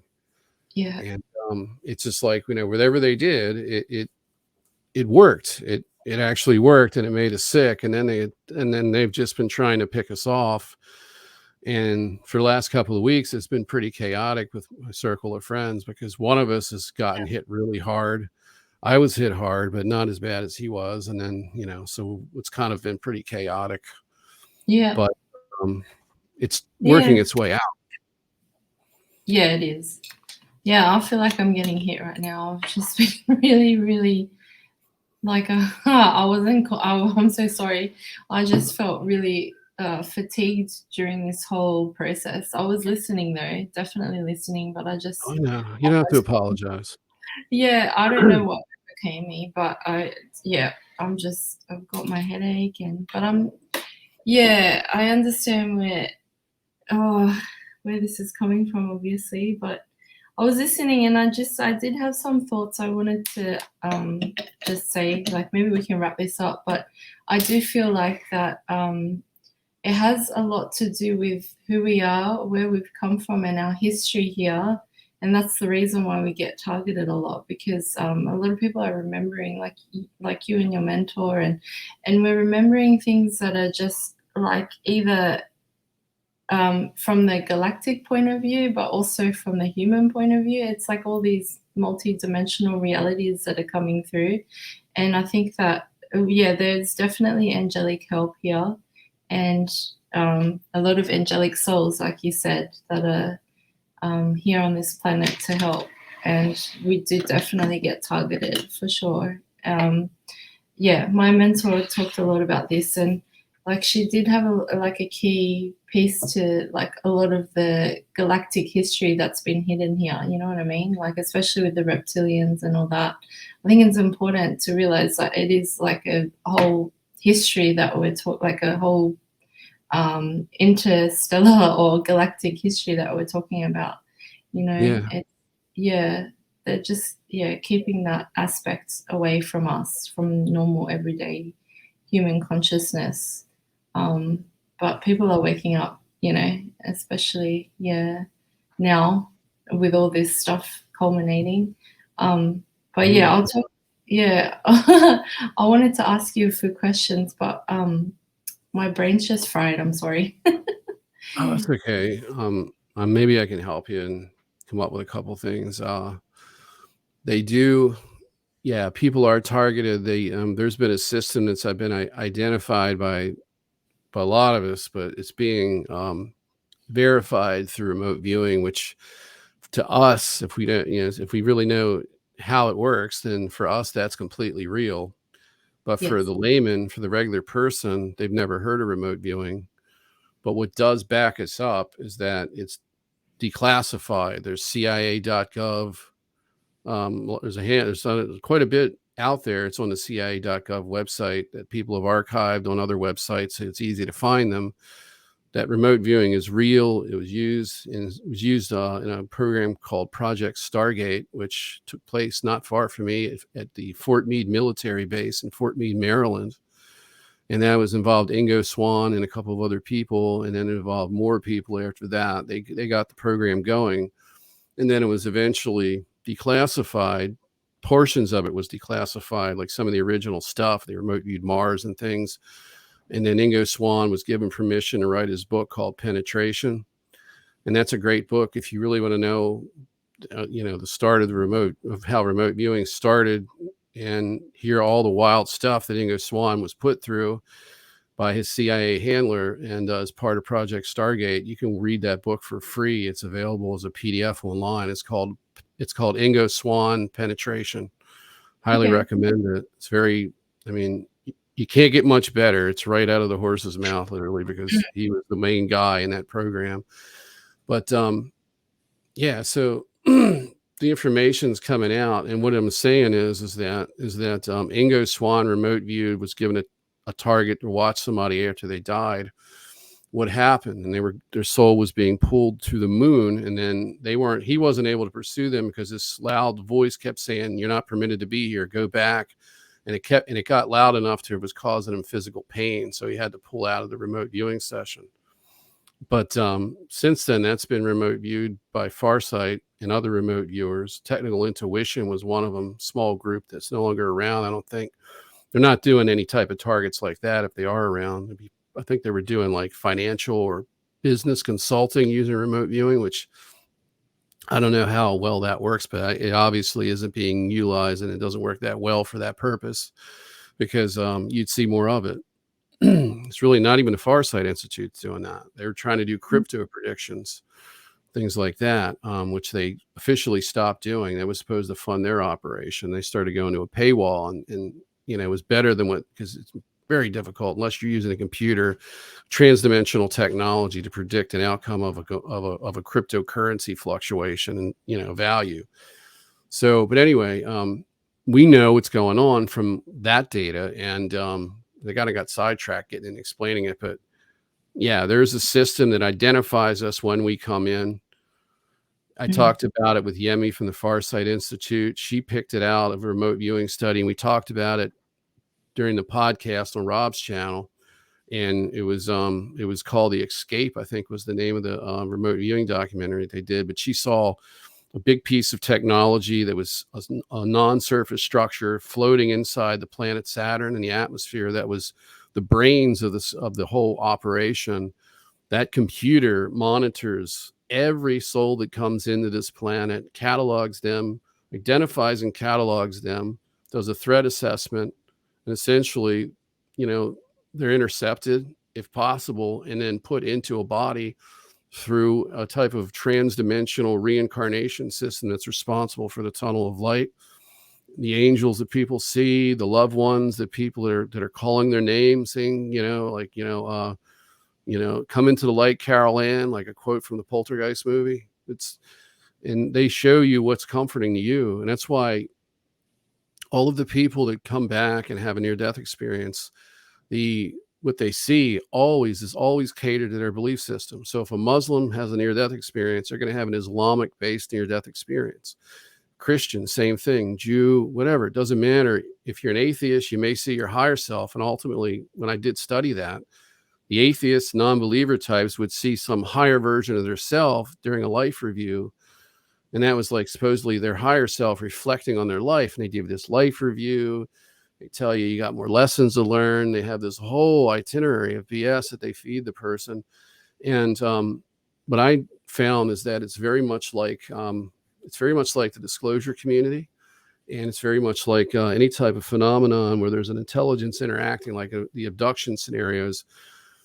The people that they want to talk about this are profiled psychologically and then allowed to remember things. So people that have scoop marks and other missing time and things are people that the ET presence want them to go public or be vocal in some way.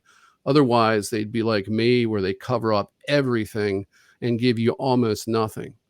And Mm. so a lot of people, I would say the majority of abduction victims don't even know they're victims of an abduction. They just watch it on TV and say, wow, that must be interesting to have those experiences, or I'm glad it's not me. And that was me for a long time. I never associated with any of that. And when the contact started, I thought it was angelic, or spirits, and then eventually it turned into ETs. But I never suspected that I was an abductee or a Milab. A lot of people have abductions and they don't associate with being a Milab because there's never any military presence and what memories they're allowed to remember, or what they've fought to retrieve. But it all involves the U.S. military or whatever military that you fall under the jurisdiction of. But I guess going back to what I was saying is that this system catalogs everybody. Mhm. And it controls everything. So it knows you more than you know yourself. So everything that it takes from you, as far as your individuality, as far as your memories of self, that's all robbed of you, but it knows you. So, and it's not going to show you a past life loved one who you don't remember. It's going to show you your departed grandmother, your mother, your father, your brother or sister, your best friend, people that you cared about that loved you is what you're going to see.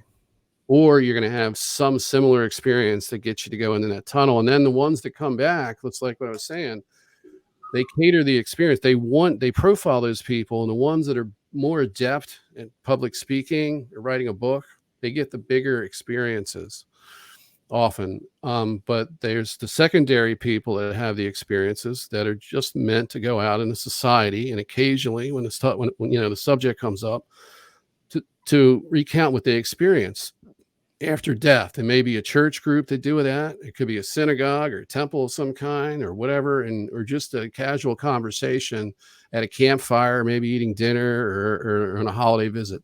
That person's going to say something and describe this, and it's going to have a collective effect on society. It's designed twofold, really, to preserve the belief system in life after death and perhaps the religions, but it's also there to safeguard the continuity of the system, because they want you to believe that that's what you're supposed to do. When you die, go into the tunnel of light. It feels good. It feels like God's at the other end and your loved ones, and it's all good. But when you do, you don't go where you think you're going. You're just getting your mind wiped, and back into a body you go, unless there's a need. Like, for example, people wonder what happens when there's a big cataclysm and there's no bodies to put people in. You've got maybe 20 or 30,000 human beings on the surface of the earth, and everybody's dead. Where do you all go? Well, they have a place that simulates the earth, a simulated environment where they contain the souls, pacify them as a form of population management until there's enough Mm. container bodies to put them in. And that's what you would have, a cyclic rebooting of the planet, which is why we have no long-term history. Planets that are in simulations, the history is wiped out personally at an individual level and as a collective societal level. So your history gets wiped away. And if it's a big enough cataclysm, by the time you develop the technology and the desire to search for any prior civilizations, the artifacts you're going to find have been badly disintegrated, and what's left will be obviously covered up, because what they've done here is that those factions of government and the scientific community that finds these remnants of a past advanced civilization or anything ET, it's always covered up. It's because the Mhm. ET is busy manipulating the government and every form of social institution or governmental institution of the particular targeted planet, that the word really never gets out. So they continuously, through secrecy and through amnesia and through acts of horrific genocide, maintain control over the planet. And then they have the technology to control your consciousness, to create a simulation, to limit you to 5 senses, and then grant what people believe are spiritual gifts.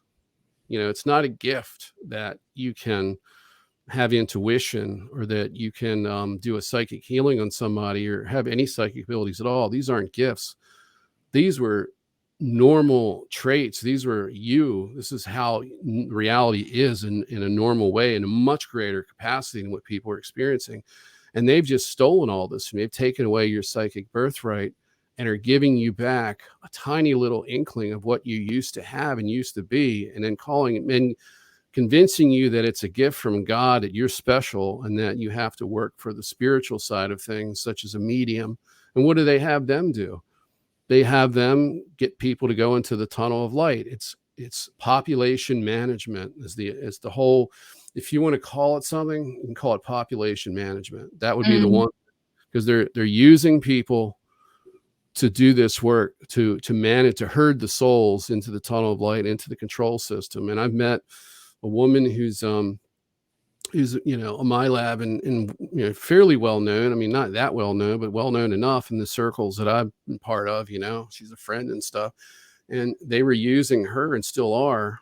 So they send her on missions where she goes and finds souls that are out. They're not going into the tunnel of light, and they're staying here, and they will use her to go get these people to go into the tunnel of light and move on. And they portray themselves as being the good guys. And they do this not just to her, but they're doing it to a lot of people. There's different kinds of mediums out there. There's the people that interface with the powers that be on a spiritual level, and they're Mhm. the most prevalent. And then you actually have the Milabs that do this on a level that involves basically what appears to be a non-physical abduction, and then the person is placed into a scenario with programmed information so that they know what to do without being told, and then they carry out the mission, and then they return. They return back to their body, and it was all in a night's sleep that this happened. So there's that type of hide. So there's 2 different types of mediums that they use, and that I've found.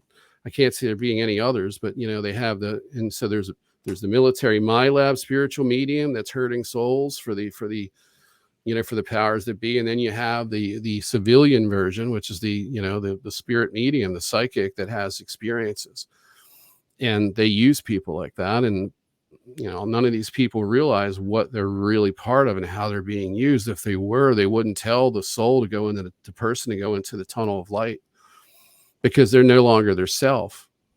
Once they go in there, it's they can dissect your personality and block whatever they want, and make you forget who you are, and put you someplace, and then you'll grow up and you'll grow up as a child and you'll have this learning experience as to what the world is, and you're constantly looking for what it is and the meaning of it, and you're just like everybody else. But you could have been a president, a prime minister. You could have been somebody that did something monumental for the human condition, and now you don't know who you are. And you've just been recycled. Your life's meaningless, and so is everybody else's at this point, because they've taken it all away from you.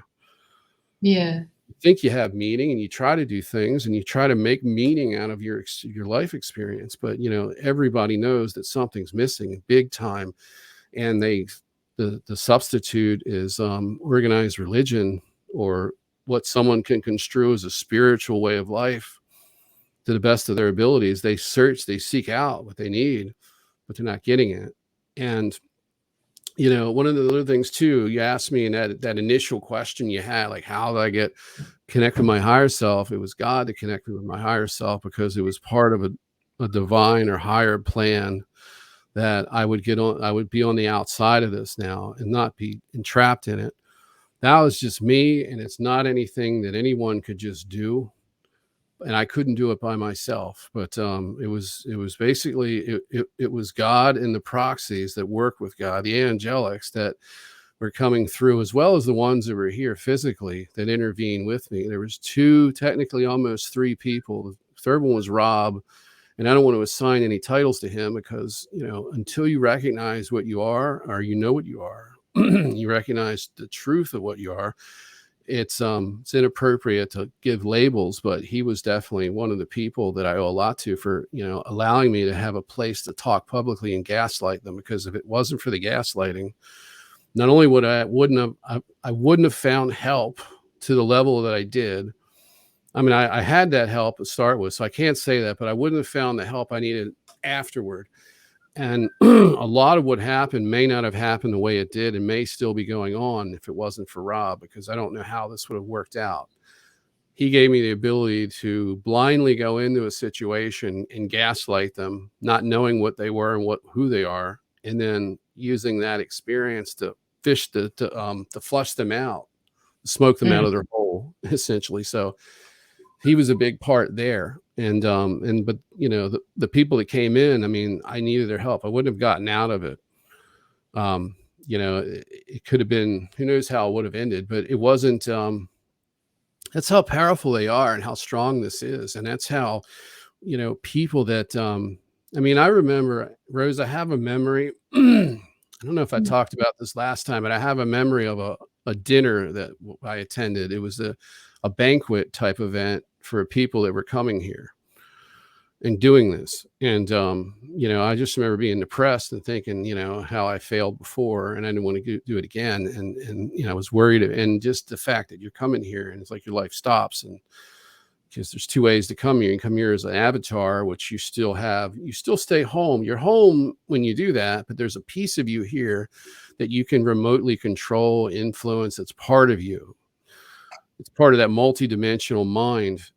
And so there's ways to do that type of work and socially engineer the population. And then there's another way to do it where you come here as a whole, and then you lose your sense of self, because you're going into a simulation where it's a prison, and they wipe your mind. They put you in a body, and then you have to become a willing victim to whatever happens. So there was a wave of us that came in the 1940s. This is something I haven't really gotten into talking about it that much, but I need to start framing it in such a way.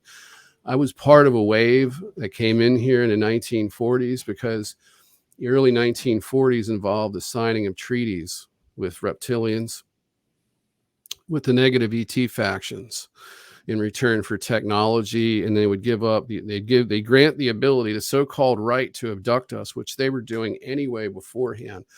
The reason they did that is they've already were in control, could have just continued on with what they were doing, but they needed to be able to totally get everyone on board.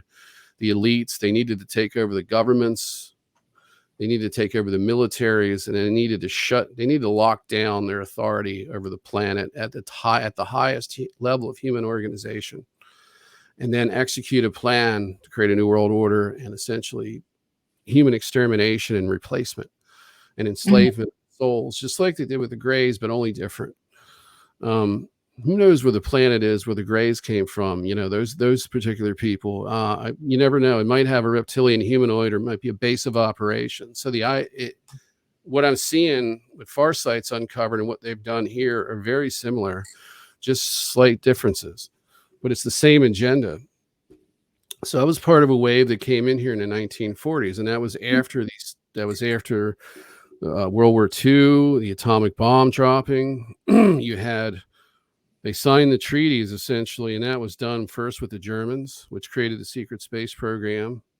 Now, normally I wouldn't be going with this, and saying this, but we've got remote viewing data that backs up this whole story. Plus, we have a lot of testimony from Milabs that are part of this. So, being part of it myself, remembering little bits and pieces of it, I feel confident saying this shit because it sounds like it's like a crazy scenario. It's like Ancient Aliens, but taken to the next level, because they did shows about this too. They set up this, the goal was to get all of the countries involved, all the countries on Earth involved at their highest level of leadership, to be part of a breakaway civilization and have a secret space program. And then essentially they locked down control over the planet and created a unifying agenda. The problem is for them is that there's the angelic side of this, and there's the positive ET side, and they're working against them. So they've got their people here, and this is the wave that I was part of coming in here in the 1940s. The goal was get yourself is to be intercepted. That was literally the goal. Get them to take you. And then they in turn put us in these programs, and that's how these programs got started. Because if we didn't come in here, they wouldn't have done what they did the way they did it. They had to do something with us. So as we're coming in, they're like, let's get them and we'll use them in our programs, because we need foot soldiers. And what better a foot soldier than one that could kick all of our asses? But if we have them under our control, then we can turn them into assets. So you have people of all different types, looking, many different races. There's an aspect of all of them, and there's the angelic side of it, which is they're not exactly the same. I mean, they're actually, their soul is different. It's designed to be a proxy, to be utilized to maintain order.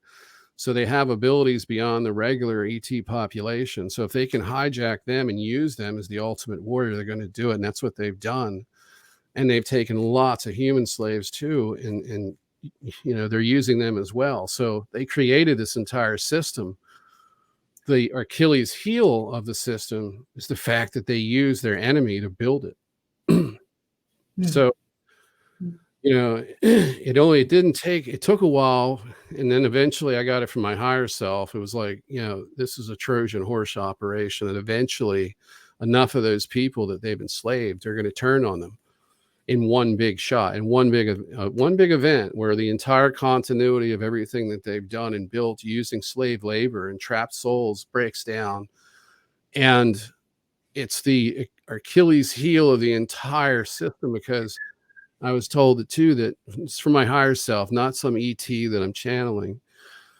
And you could say this is a memory as well, but it's like, some things I remember, other things I'm told telepathically. It's like basically it's a voice in my head, but it's different from your inner voice, because you have your inner voice.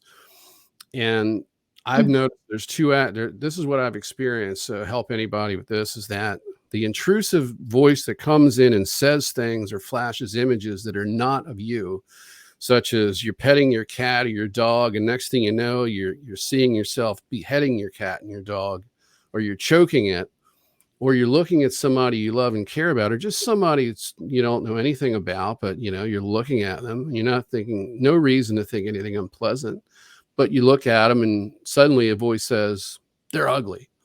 And it's like no, they're not. And if they weren't, just say they're mildly unattractive, I wouldn't say that about somebody in my own mind. I wouldn't be seeing that. I'd be looking for what's good in that person.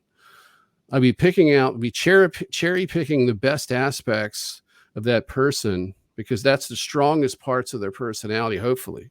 that I would be engaging with, or you're looking for the bad stuff, to protect yourself, but you're not immediately just name calling people and saying negative shit. It's like, that's not me. That's something that this AI system puts into your head, and it's being done to everybody. And people think it's a normal way of thinking to have these intrusive thoughts come in their head that are negative.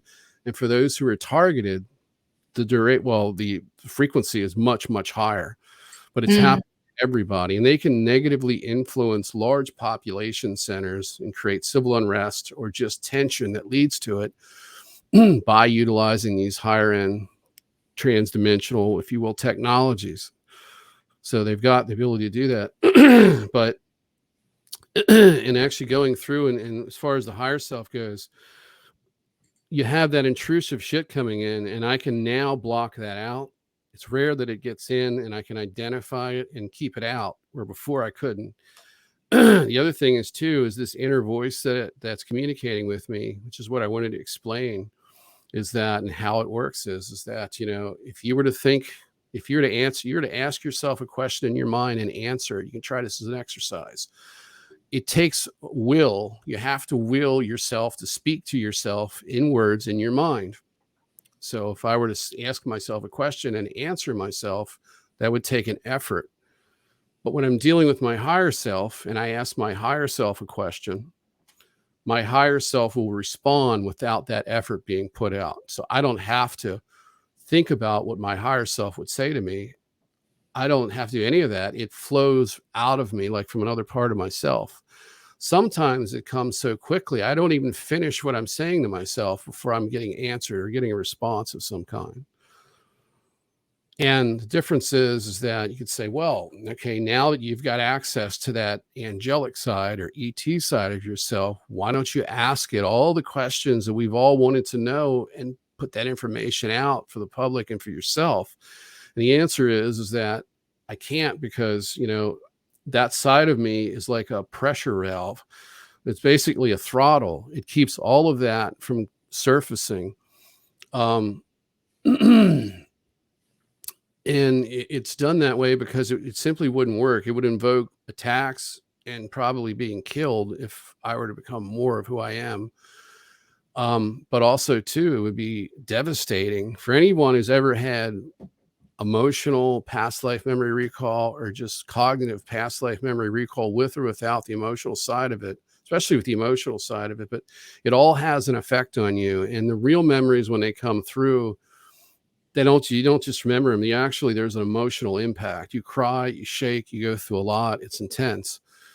If if you didn't have that part of you that was capable of holding that back to preserve the continuity of your own mind, you'd have basically, you would have an explosion of self, and you'd have a breakdown. You wouldn't be able to deal with it. Just remembering someone who I cared about, or a friend that's close to me in a past existence, becomes incredibly painful and can last days, if not weeks, of where you suddenly start crying. The emotions are so amplified when they first surface that it's even if it's a happy thing, you will literally, you go through a lot. It isn't just, it's not like remembering something that you had amnesia about. I mean, it's like forgetting your entire existence and then remembering aspects of it. It's like, there's a lot to it. And it just that, so there's a lot there. And it basically, it's a throttle. It controls your experience. So what they've done is hijack that part of you, because coming in here, people that come in here with their memories intact usually don't have all their memories intact, because it's only the stuff that they need. And it always sets the system off. They're going to come after you. So if you go too far of the psychic abilities, you can get killed. And that's the situation. I mean, if they find somebody, if the government military finds somebody who's psychic, they either take them off the street, or if they can't use them, they'll get rid of them. That's how it works. You're a threat to national security. I mean, if you think a terrorist you think they fear terrorists. Well, they use terrorists whenever they can to satisfy their own agenda. But you think a terrorist makes the government fearful. There's nothing compared to a psychic population. They Yeah. have to stop that. That's the greatest. I mean, and that's the thing we've got here. We got a major problem on this planet. We cannot govern ourselves. Cannot, not only can't we look at the government or authority figures and understand and know what their real plans are, what their motivations are, to know what they're really going to do when they as they assume power.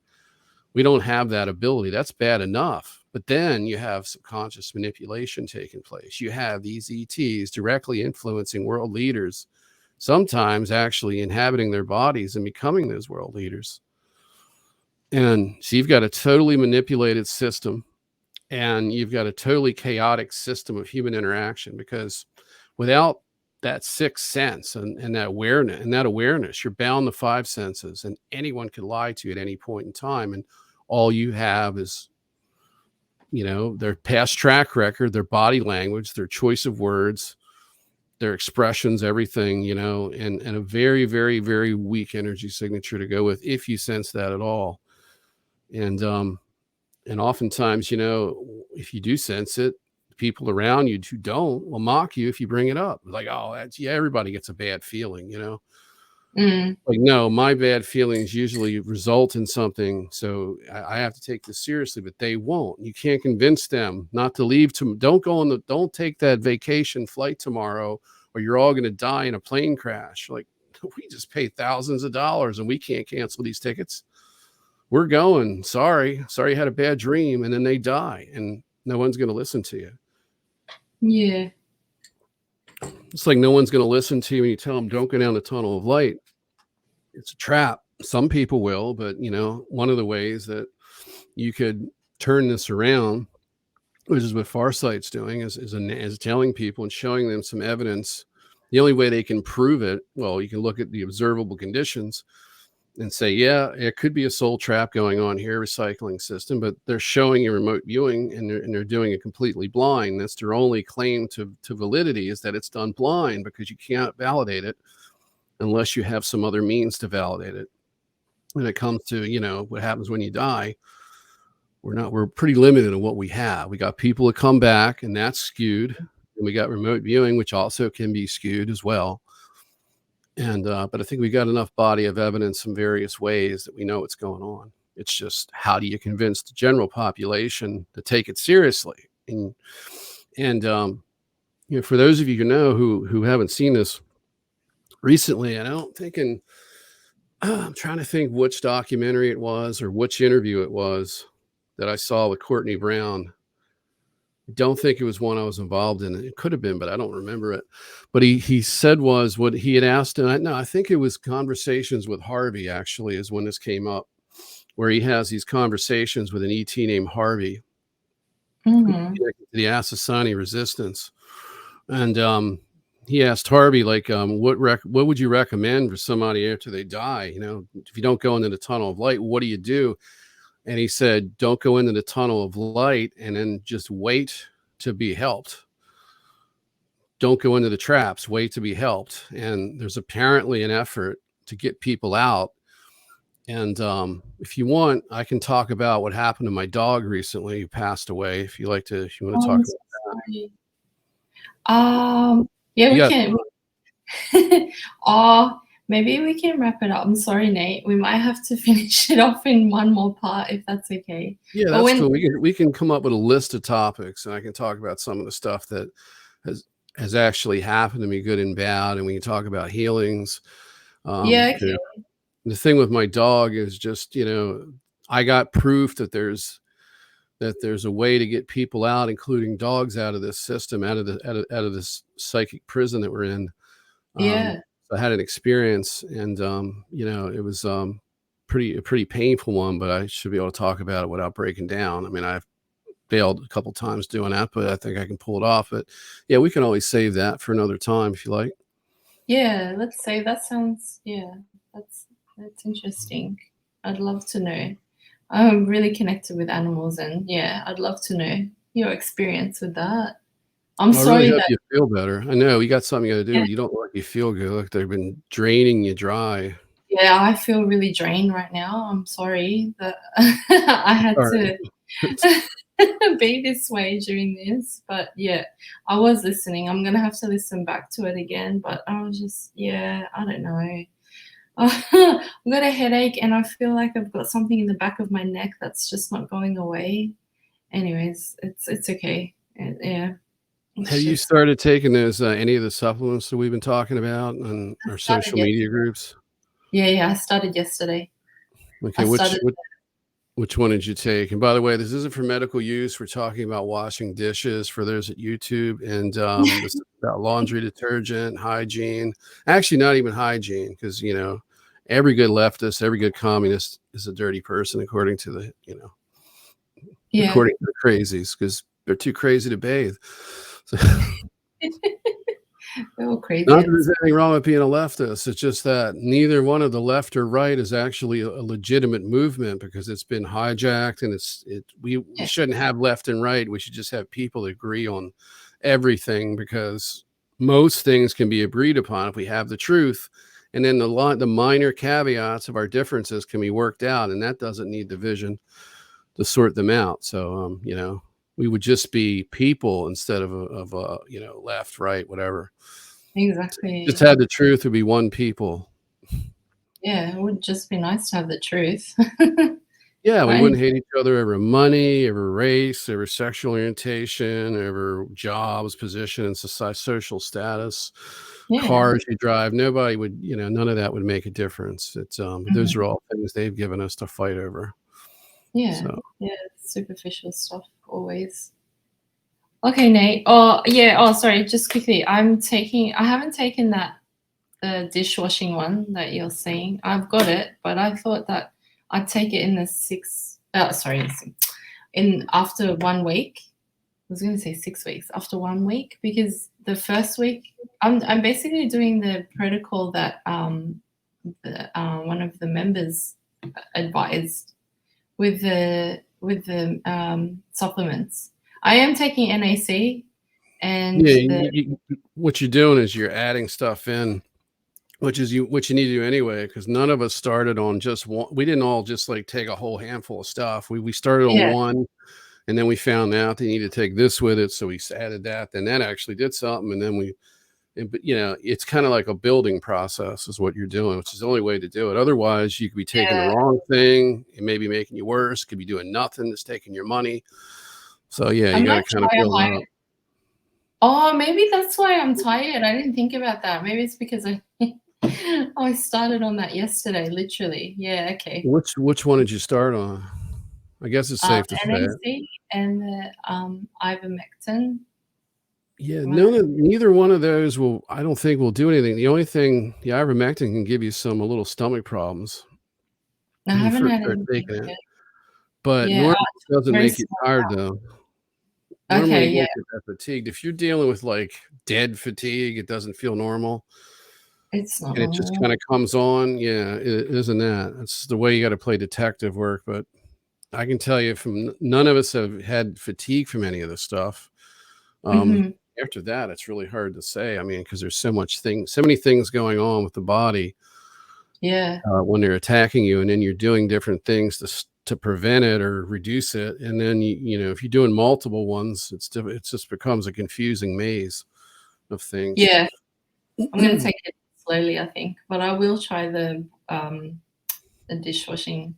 I won't say it just in case if they put it down for medical misinformation or whatever. You can call it But dishwashing. borax. Yeah, Yeah.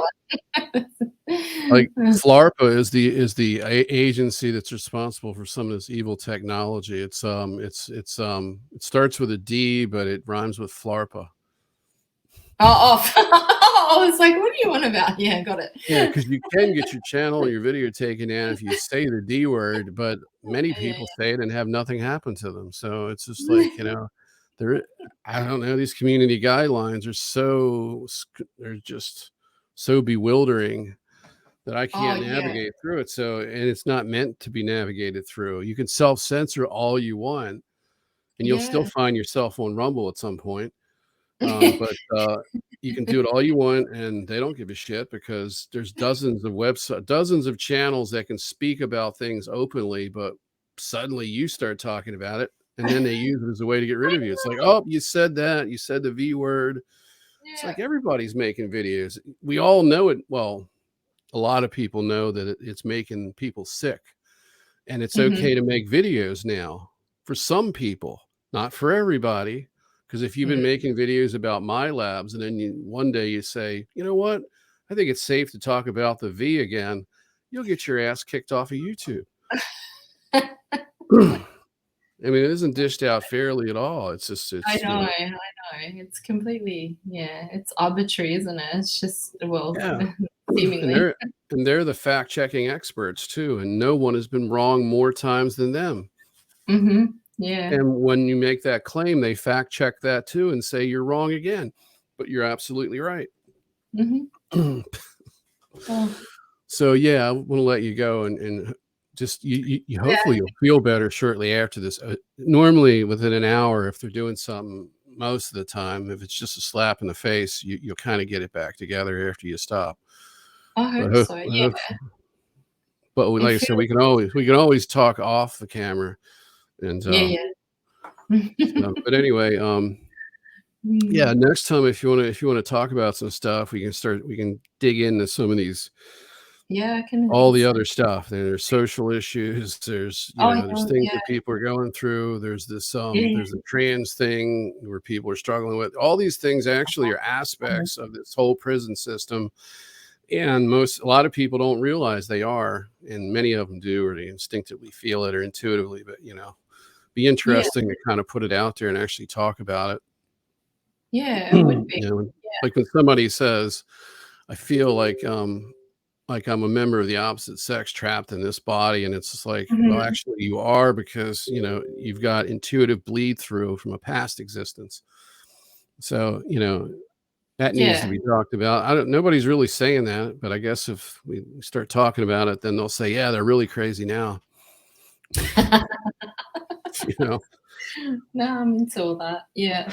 All right, Nathan, I'm sorry I have to go because my headache is just I can't I hope you function right feel now. better. Yeah. If Yeah, you got a you're headache from this, it's likely something they're triggering. I If you was start, fine just before, and then it was mm, just during it just got increasingly worse, yeah. So I don't yeah, know. if it's happening with fatigue and then there's a Mhm. trigger, yeah, it's likely something they're doing to you, which is why you need to take those the laundry detergent ones, because it does seem to have a retarding effect against that. Yeah, I'm I gonna don't know. try that. I don't know what they did to me recently where they turned it around where I was making progress, but I'm making progress again. But Mhm. since I've been taking that, I've noticed that they don't have the ability to hit me as hard. But whatever the hell they did recently could have been multiple things that were done to me. But it didn't. It was a temporary effect. It lasted about a week and a half that I felt really bad, just out of it. This wasn't myself. Mhm. So yeah, we can get into all aspects of the targeting, talk about Yeah, things we haven't talked about. There's a lot of yeah, stuff, yeah, and I'll be more attentive next time. let's hope so, because you can never really predict how you're going to be until you actually get there. That was the problem I used to have. It's still a Yeah. problem now, but it was really bad in the beginning. I mean, I would Mhm. literally worry about the whole week. It was like, okay, my podcast is coming up. And like that whole week, I'm literally like watching everything I eat, everything I do. I'm trying to get sleep. I'm trying to do all these things just to get myself in a better state just in case I got attacked. So thank God I'm not in that situation anymore. And yeah, we talk about God too, because that's a subject that people need to really know about, especially in this community, because with all of the experiences and everything going on, the agenda is to get us as far away from that as possible.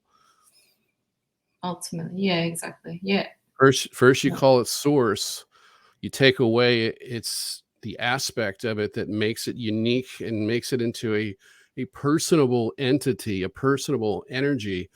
When you use the source label, you've now taken away basically God's personality. Now God is just a force of nature, and then it Yeah. becomes kind of like our collective minds all together. But it's just a way of diminishing that connection. So even the words we use, Yeah. It And is. and I know the words are very powerful, definitely. and Yeah, I would but like to, ultimately it's a personal connection anyway, you know what I mean? Yeah. right. God is, yeah. What I'd like to talk about is like, how the whole dynamics changed, inside me when, this actually changed, because they controlled my higher self where I didn't have a higher self for a long time. And then when it started to come through in a controlled set of conditions, it was different. And then, when I finally actually connected with my higher self, it was completely different to what I expected, because I was getting all of this, what I thought was theological sounding information coming out of my consciousness that I Mhm. wasn't used to hearing. And it became totally different. And I've never talked about it. So we can always, that'd be something I'd like to talk about next time. Yeah, definitely. Okay, we'll do that. So, I'll definitely, keep it in mind. I'll just I'll remember it. There's a few topics there. I'll yeah, go if you're back. going to remember one, write that down, because I'll probably forget Yeah, when I'm that's looking at it again. And we got to get some other people on this. And then I got to get back into the social media stuff again. So I got mhm. backlog shit, stuff that needs to be published. I've been Oh, talking okay. about that for months, that I haven't done that, and it's just, I've been Yeah, underwhelmed. I've been overwhelmed and just under siege is what it's been. So it's been a lot going on financially, health wise, and with yes. the attacks and things. And then with the people close to me around me are going through problems, similar nature and some of the same. And that's why I haven't been around much. But I'd like to get That's back on social media and try to make a positive impact. And of course, the goal, one of the things, and I'll just leave it at this, one of the things that happened to me when that God connection came back is I was asked to go out, and literally the words were, tell everyone about me. So, I've gotten verbal communication as well that I like to talk about, but that was one of the first things that was said to me, because it's something that's so very, very lacking in this community. And when somebody does get close to that, or moves in that direction, it's like the source concept is like laid on them. And then it's just like, it's very, very limiting, yeah. Yep. because what it does is you can see the agenda is what it is. The negative ETs do not acknowledge that and are repelled by it. And Mm. they're the ones that have essentially socially engineered this false reality where, God's about faith and rumor and not of any substance. And then of course, if you want to dig into it, you're going to get source instead of God. So that's, they got a dead end for you at every opportunity that you try to take. Every path you follow, they've got a dead end at some point that they've Yeah. engineered for you. So they really need to turn that around, because it's different than what, most people have experienced. And the only reason it is because you're cut off from it. Even the people that claim that they got that connection, it isn't, when you hear them talk about it, it's like, that's not what I'm talking about. It's much different. And I'm very limited too, because we're all still here. Yeah. Well, God is, yeah, I mean, it's a complex topic, I think, but it doesn't matter what you call it. But I understand what you're saying with the like diversions and agendas with calling it something different for sure. But Yeah. it is a personal thing, yeah, for sure. Like you can't, And it's a transformative thing. And that's why they fear it the most. And yeah, if yeah, you study politics, history, and things like that, I mean, you don't have to get into it too much, but alternative history is probably your better place you'll find it. But because there's a lot of agendas with the academia, is the one oh thing that communists always do. And I'm not one of these people that's like, I don't like capitalism either, because it's not working. It devolves into communism. It's designed by the same tyrants. It's just one of yeah, three systems that we're stuck with for now. And but communism always removes the higher power, the God aspect out of people's lives, and replaces that with the state. And it's not because they want you totally dependent on the state, that they have a much greater purpose. Is the purpose is that they can't control people. You can use sanctions, you can use like threats. Okay, you're not going to eat, you're not going to have a house, you're not going to get the prestige you want, the respect you want in society, people aren't going to accept you, all that. But and those are the leverages that they use to force you into their social system. Okay. But when you're connected to God, it transcends all of that, and it's the one thing that they can't use leverage. They can't threaten. So that's why the church came up with the deception: you're going to go to hell, to try to Yeah. grip you with fear. But that only works if you don't have that connection, or your connection is badly deteriorated or skewed or corrupted in some way. But yeah, they want to take away the God aspect of you, because that gives you the power to go beyond anything that they can do to stop you. And Hmm. it removes you out of the situation, so that no matter how bad this is, this body will take the brunt of the pain and suffering, but my mind, my soul, my personality, who I am, transcends that and is part of a higher order of things. And there's nothing that they can do, and they've tried everything to break that. And ultimately, once you keep coming back to that, that's the key to getting out of this, just like with what I've been through. Yeah. And it isn't the God of the Bible or the Quran or, the Torah or any of this other stuff. It's the one that you feel the connection inside with, that all of this other shit gets in the way of. So I'll just leave it at that. Yeah, absolutely. I agree. All right. Thank you, Nate. Have a Oh, you're blessed welcome. night. Yeah, and I hope you feel better. I really do. So, Thank because you. having Yeah, headaches like that is bad, and it's hopefully we can figure out some strategies over time, or this I hope shit so. ends. Because you Yeah. shouldn't have to be put through that just by talking to me or anybody like me, or just Yeah. doing your own thing, doing the right thing, and getting punished like that. I'll talk So to you more about it later, but it is very frustrating. Yeah, yeah, yeah. yeah, so get yourself some ibuprofen, Tylenol, whatever you got to take. Yeah, excuse me, whatever Okay. you got to take. Yeah, aspirin or something. Hmm. The little one helps too. What's the Your little son? one? Yeah, yeah, your little Oh, one. yeah, yeah, yeah, yeah. He's not here at the moment. Oh, Yeah, see, but there you go. That could have helped. yes.